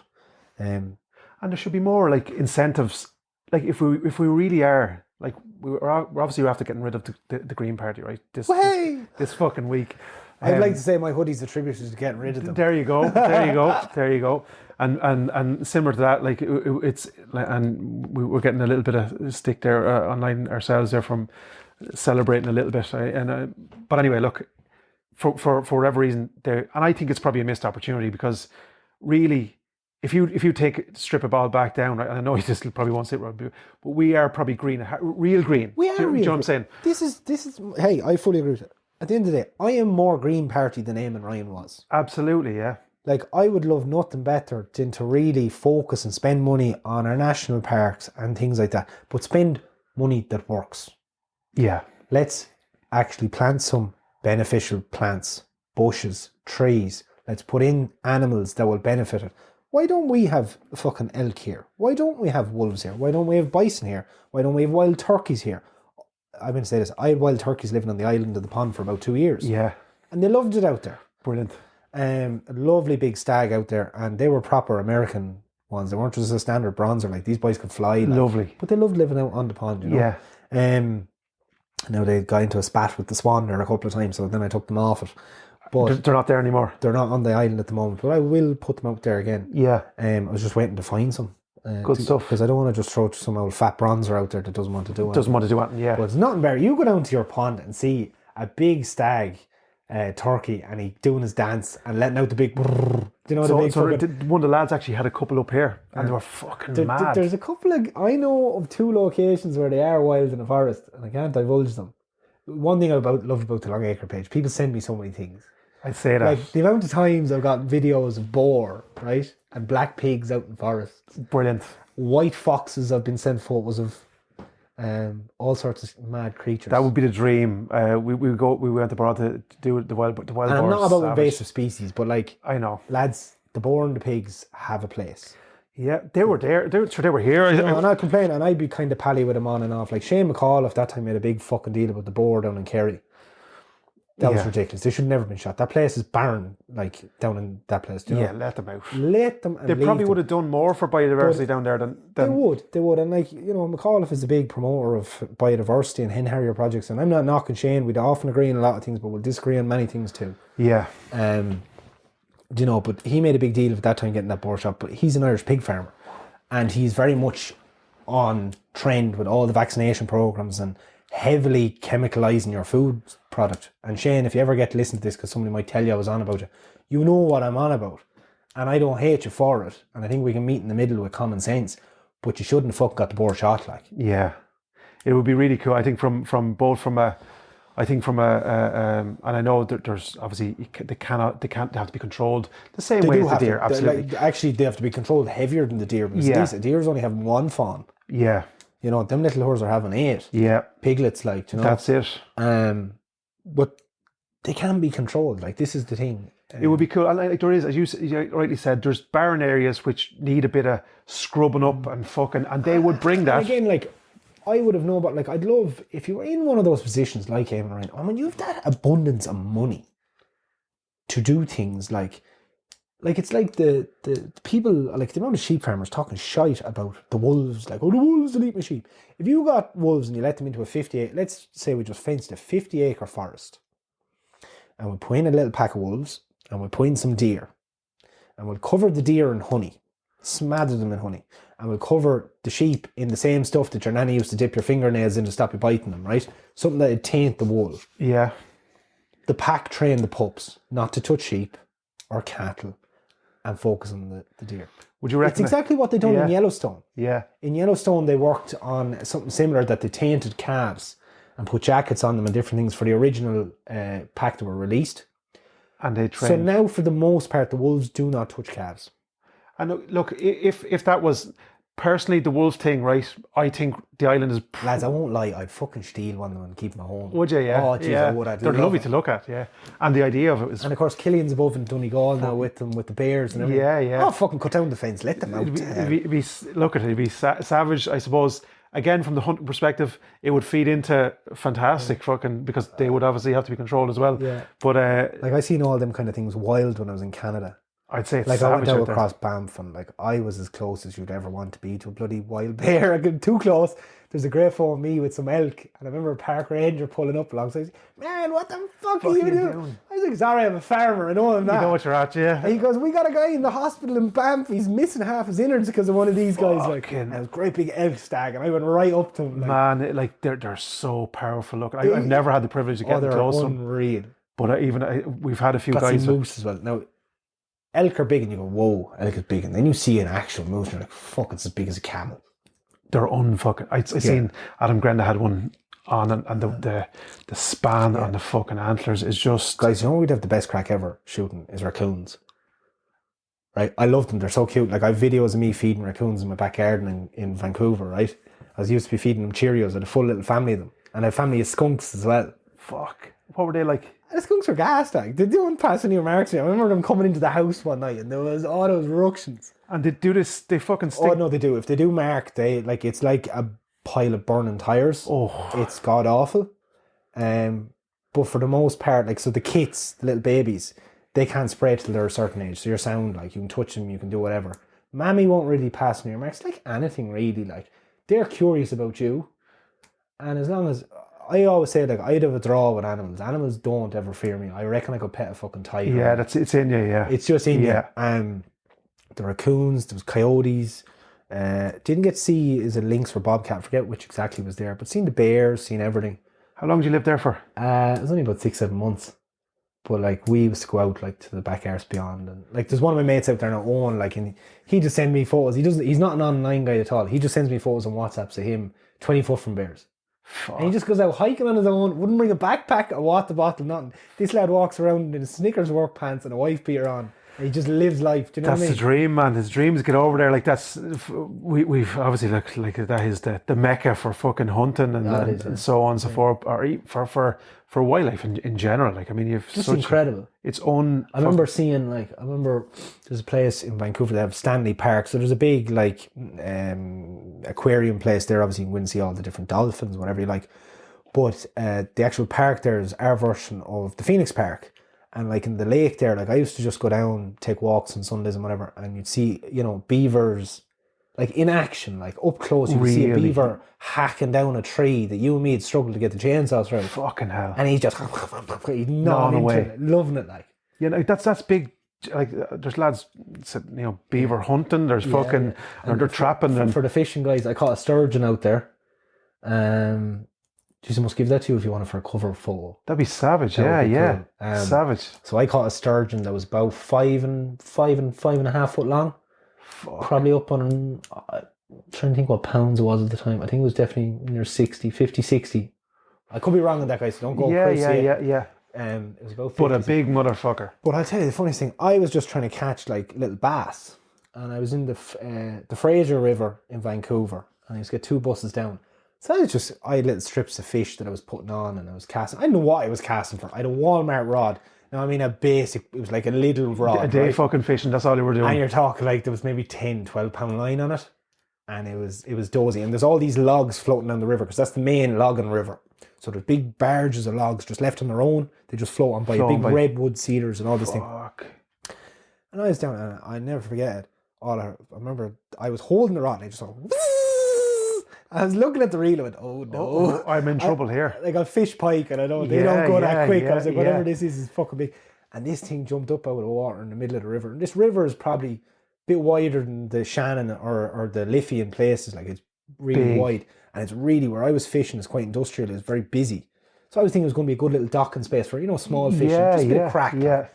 No, this thing jumped out of the water. I went, holy fuck. I didn't even know what it was. Were you on a boat or were you on the bank? I was on the shore. Fuck. And 45, 50 minutes took me to get it in. There was a couple of locals gathered around when I was there because it was a dog walking kind of track. Yeah. And they couldn't go over. I got it in on this little prick of a rod, but I ended up, by the time I had it in, I was up to my chest in the river and I just had to wrestle this thing like a pig. Fuck. And I got up out of the water and I had a bad old phone at the time and I was shaking and my biceps were fit to burst because like the pull on this thing, it was going in and out and in and out. Constant fight. Best fish in my life. Savage. A sturgeon. Savage. And It's just So you weren't going to let that one fucking go. No, I lost another one another day. I got too greedy. I started putting like fish as big as mackerel on the end of this little line. You were in there. I'm on a roll here. What happened was, I'd say it was probably a reasonable size as well, but it got tangled up in the logs that were moving along the river. Yeah. But like, I'm talking, if you've seen, like, this thing was going out to the end of my spool, like I remember with that one that I got in, like, I was literally holding the line with my hands to stop it just ripping the spool out. Just And running it all like cuts. You know the way you get cuts on your baby finger there from the line? Like, I don't know how it happened. It was just, it was well played. That's all I can say. Yeah. Like, everything came together. Everything came together. If it was braided line, I'd have probably lost the shagging thing. Yeah, it was just pure fluke. But Like, look, you need a bit of luck when you're especially when you're not expecting a fucking fish like that. No. So in you go. But if you had the money, you could go up. You could go right up to the beginning of the Fraser, like, which would be like going up the Wicklow Mountains almost. And that's where the big sturgeon. There's a page on Facebook, guys, and Instagram. Sturgeon slayers, they call them. Like, them guys catch ones 4 meters long. Fucking hell, man. And I tagged them in the photo at the time. They're like, "What's your gear?" I was like, Walmart 2.0, and they thought it was hilarious. Look like, at fucking Paddy here. Yeah. And the worst thing was, I near license or not. Like, this is a big thing. You're not supposed to catch sturgeon. Yeah. Of course, that would be huge over there, and man. fish and wildlife out there are lunatics, like. Yeah, and that's we're kind of. I know this is probably again contradictory what we're talking about just a minute ago, but we are generally lucky here in terms of, well, up to now anyway. Like, I can walk down the field with permission here and basically shoot whatever I want with permission. You know, foxes or deer or pheasant or whatever. Other countries are not. No, it's not that simple. No. No, and it's like, closed shop. You know. Like, I remember getting my first ever fishing license. I used to go up to Tallaght and Gun and get the daughter license. You know, I don't know what the daughter license was. I think at the time it was a $5 for a kid and $10 for an adult or something silly. Like, it was Mickey Mouse money. Yeah. And you get it and you're allowed 2 trout a day. But the worst thing was, I remember Paddy's Day, because it was always Paddy's Day was the opening of the daughter. And people would fill bags of fish. But the worst thing was, they used to only stock it the night before. Do you know? And they had, like, fish in a barrel. Sweet corn, and you just pull them out all day. Yeah. And I used to get so upset. And I remember my dad would be like, "No, calm down." Like, and you'd see all young lads be drinking, and they come out from the inner city of Dublin, and they just throw fish everywhere. And no respect. And I'd be fucking frothing. I'd be there in my little camo jacket with me. I'd have the daughter angler badge on the jacket and everything. You can't do that. I thought I was a little bailiff going around. Funny enough, I'll give a funny story. Brenny actually told a story on the podcast, Early Doors. It's one that rings in my mind because I can actually picture it. You know, when he told the story very well. But his dad brought him fishing when he was younger, not too far from here, and. His dad actually works on the rivers, you know, cleaning out the rivers, driving the machines and stuff. But they were fishing himself. He was a nipper at the time. I think his brother could have been with him or something like that. But they had the rods and the line in, and the one of the fishing men for the license was walking the bank, and he said, he came up to him and he knew him by name, and he says, "You're not supposed to be doing that." "Doing what?" says Brenny's dad. "Fishing." "Sure, I'm not fishing." He said, "There's fucking rods in the water." He said, "You're fishing." "No, that's not fishing." "Well, what is it?" "I'm teaching the worm how to swim." He said, "Get a fucking license," he says. I walked off. I was telling you, when I was a weird kid, I used to get my dad for my birthday. He used to bring me, maybe a cousin and a friend. So 3 of us, like. And I thought, like, we were spoiled in fairness getting the opportunity. He used to bring us out to Rathbegan Lakes. Do you remember they were out there? Yes, yeah. Out Summerhill and Meath. They're out that kind of country. It's only across the way here. Yeah, they've only across the way here. Like, that was, I used to want to do that for my birthday party. Brilliant. 3 of us would go out there and we'd fish. Like, because the first time I ever fished, my father brought me to Animo when I was very young, up in Wicklow. And I was like, we're doing more of this. Yeah, I was only about 6 at the time. It is addictive. And I had a kingfisher rod, the little blue kingfisher rods, like a proper starter rod with the little red reel. And that was, I still have it. Do you do a bit of pike? You did a bit of pike fishing? I used to do a good bit of pike fishing and stuff. Got some nice pike, like nothing crazy. Kind of like 3 foot max. Yeah. Nice ones. A lot of perch fishing, fish bream. Used to do a bit of sea fishing. Nothing major. I was never that gone on sea fishing. Yeah. It's we do a boat trip every year, but we go out a little bit, but that's cool because you get on. I'm talking like I used to only really go to Dunleary and shore and stuff. Or as a kid, you know, like literally a bit of bacon, a rock, and a string catching crabs. Yeah, you know. Savage. I'm fishing. I'm only new to fishing as well. Only last year before, I caught my first pike last year, but there's something really cool about them. They're fucking prehistoric, like aren't they? Trolling is great crack. Like I would have been out He was a very well man known in fishing, which it was Pat Keenan. He was a friend of the family in Mullingar, and his son, they were both gillies on Loch Ennell and Loch Ool and all that, but they used to bring me out like as just as a friend, a family friend, like, you know. And Pat Keenan used to bring me out, and we'd go out trolling across Loch Ennell. You wouldn't know what you get. Like, he says, Maurice, we'll put on a Tasmanian devil for a while, and now we'll put on a big lure and we'll see what we get. And caught some good pike and stuff with him, and we'd pull up on an island, and he'd have a bag of turf with him, and we'd make tea. And if we had a fish, we'd cook it there and then. Savage. I was just fascinated as a child, you know. Brilliant. Loved all that sort of stuff. Absolutely. Yeah, man. Like, I think, look, as I said before, I think it's all of them things. It's kind of like now. Don't get me wrong. I got fucking slated. I caught my first fucking brown trout going back fucking 2 or 3 years ago. I remember I was fucking delighted. These two little pan size. Yeah. And I fucking put up a picture of them. It's still on my thing there. But and then the fishermen came on. Oh, fucking shouldn't be fucking doing it.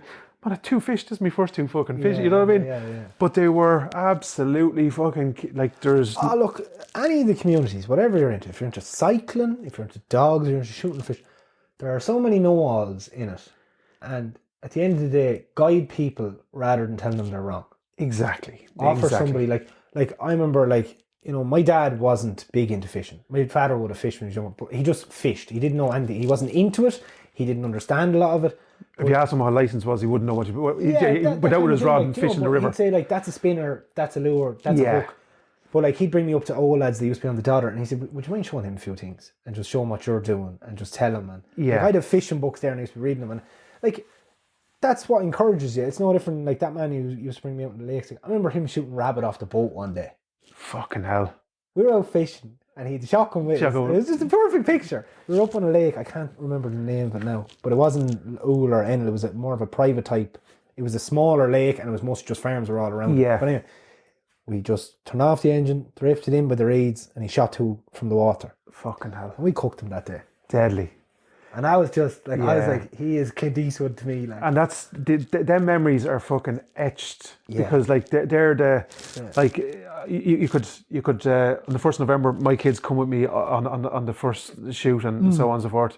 And I hope that some mornings, I presume, when it's wet and windy and they'll fucking, oh Jesus, we have to go up and the outfit and go. But do you know what it is too, though? It's not even that if your kids never went shooting and fishing, but at least they might stand up for it someday. Exactly. Some you know, wokey's going to be in a pub talking shit about shooting or talking shit about something, and they can go, well, actually, my dad used to shoot, and that's not the case. That's not the case. Exactly. And that's all you really need. And I know that from my cousins.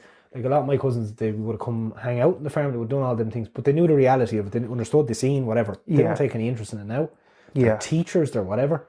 But they could pull up, they're in a Dublin class teaching, and somebody goes, oh, well, there's this, that, and I go, no, that's not the case. My uncle is a farmer. I know exactly about that. You know? Yeah.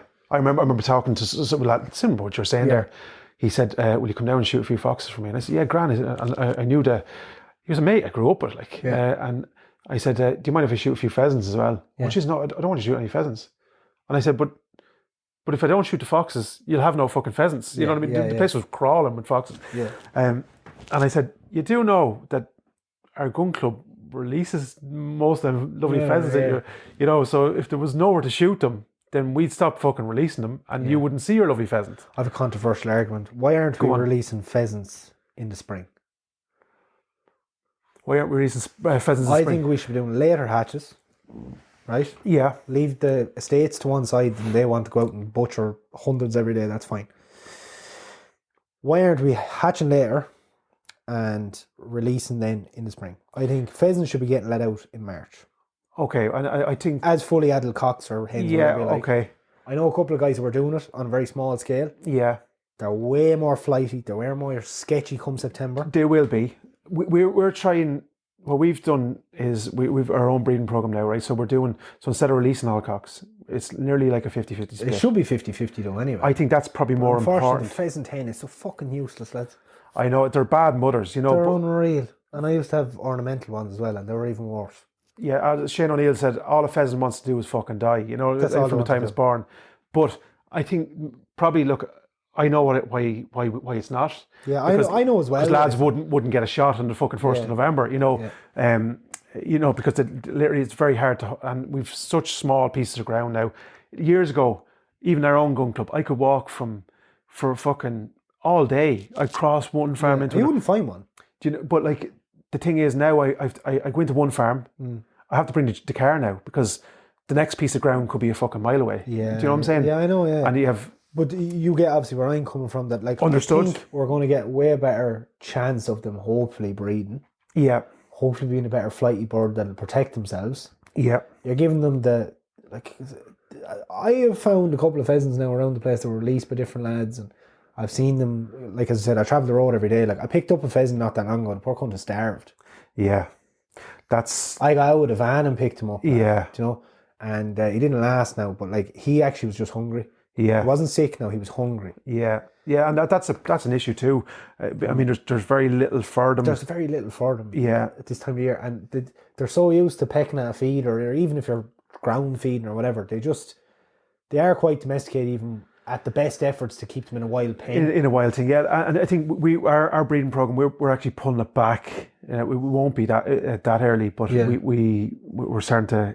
We kept back hens, and we've roosts in the fucking pens. We've had fucking super pen, huge, and that's to get them, get them used to. That's one thing I'm looking to do now, and that is that I want to set up a good pen now in the future, but it will be with that idea. I'm not letting them out till the spring. Yeah. Now you run into a lot of problems. So you're going to want all blockers on them.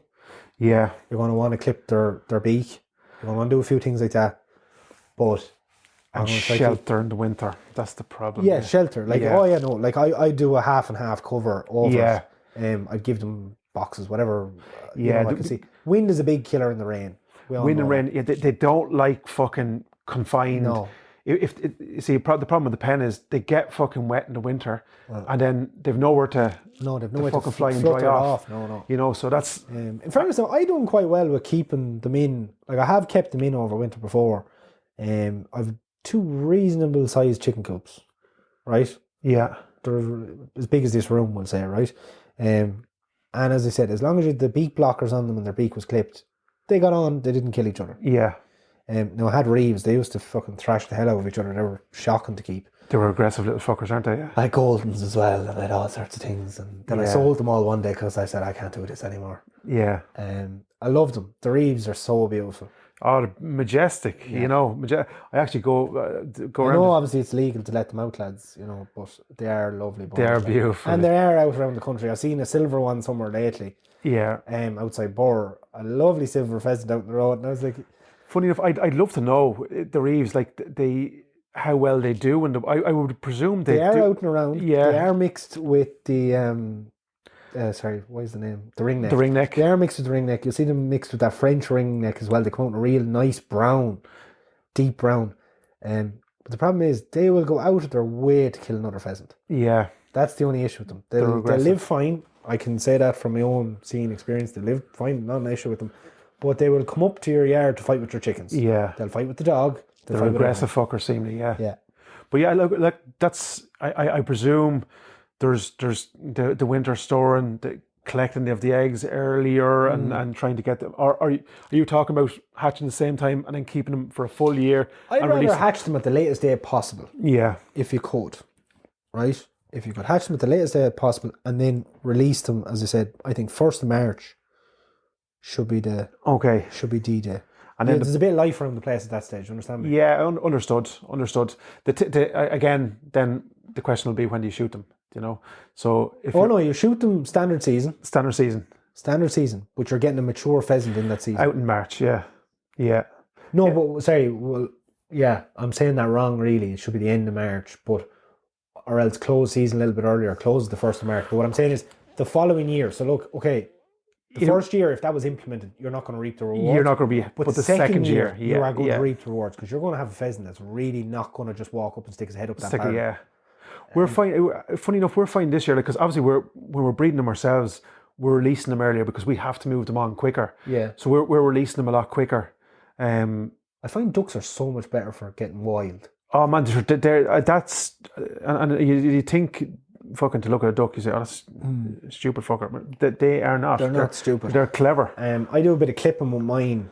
If I'm buying them in and they're just pullety types and the straws are just coming out, I clip a bundle of them to make sure they stay grounded for a while. Done that with pheasants in the past too. Worked very well. Yeah. Worked very well. I had a good little batch of cocks there. They used to visit the pond on the regular. Very good. But what I done was they were reared on the pond as pullets. They were reared on the island. Then they feathered. I caught them. My dogs are great to catch birds without hurting them. Used to be great for catching the turkey actually in particular.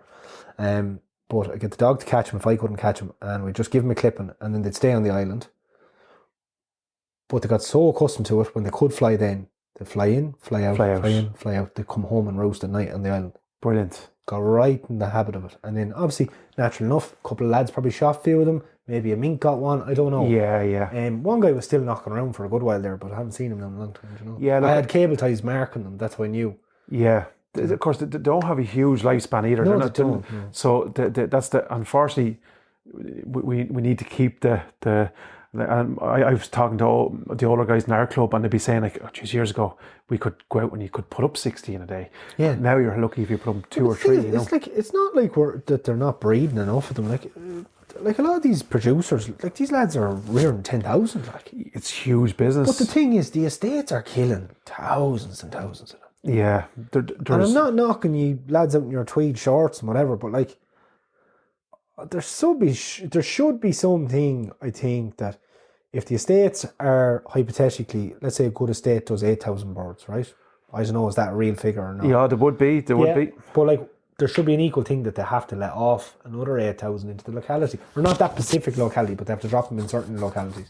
Well, there's a couple of guys, if you're on social media, they have great time around. Yeah. They reap the benefits. Oh yeah, if you're living around the state, you're having great crack. You have a great. Of course, the island is well known down by me out in Loughdorg. Like that's where the creme de la creme, all this action goes on. I was down actually at one of them for one of the dog trails down there. Yeah. And it's different world down there. Different world. It's just birds, freaking everywhere. And they know where to go. Yeah, no. I think one of the lads was telling me there, a fox got over and it froze over. And a fox made its way over and fucking reeked. Sure, he thought he was. Oh, this was fucking Christmas, you know. Oh yeah. But Maurice, I know. Look, we're okay. We're nearly 2 hours. That's all right. We're 2 hours. I think we've had a good chat. I'm sure we've awakened some people and pissed off others and all that goes well. I like doing that. I like touching on all and saying mad stuff. As you probably tell, I kind of do enjoy it as the well. Same. Yeah. I'd be biting my lip here at times, but yeah. Look, it's been a pleasure. I'm delighted you came down. Thanks a million for coming down. You fucking you take time out of your a hugely busy fucking life to come down and talk shite with me for an hour or two. As I say, isn't it great that we have these opportunities now, and that just like regular guys can have chats and whatever, and the people who listen to your podcast, and they might like some of the stuff I say, and they might like some of it, and vice versa. But it's nice that we all still have the freedom to say it. Absolutely. It's one of the last couple of free mediums that we really have, you know. Yeah. And I think, look, for anyone out there who is in the hunting scene or whatever, I think fair play to you lads, and just represent yourselves as best you can. You know, keep the good side out. I think we're all in it together. I think from a farming side, from a country side, from a rural, and from what would you say? You touched on it a little bit, the mental health side and so on and so forth. I know that's a buzzword. I don't really like using it myself, but I think for this is all it's all relevant. It is. It's all interconnected. Keep the good side out, and you know, represent, you know, Ireland well, rural Ireland well, and country pursuits as well. Absolutely, is to represent that correctly and not be letting the few bad accidents that happen here and there and incidents, not be letting them tarnish the whole thing. Absolutely, absolutely. Yeah. So well done. Thank you very much. Thank you very much, my man. You're a legend. Sounds well, Anthony.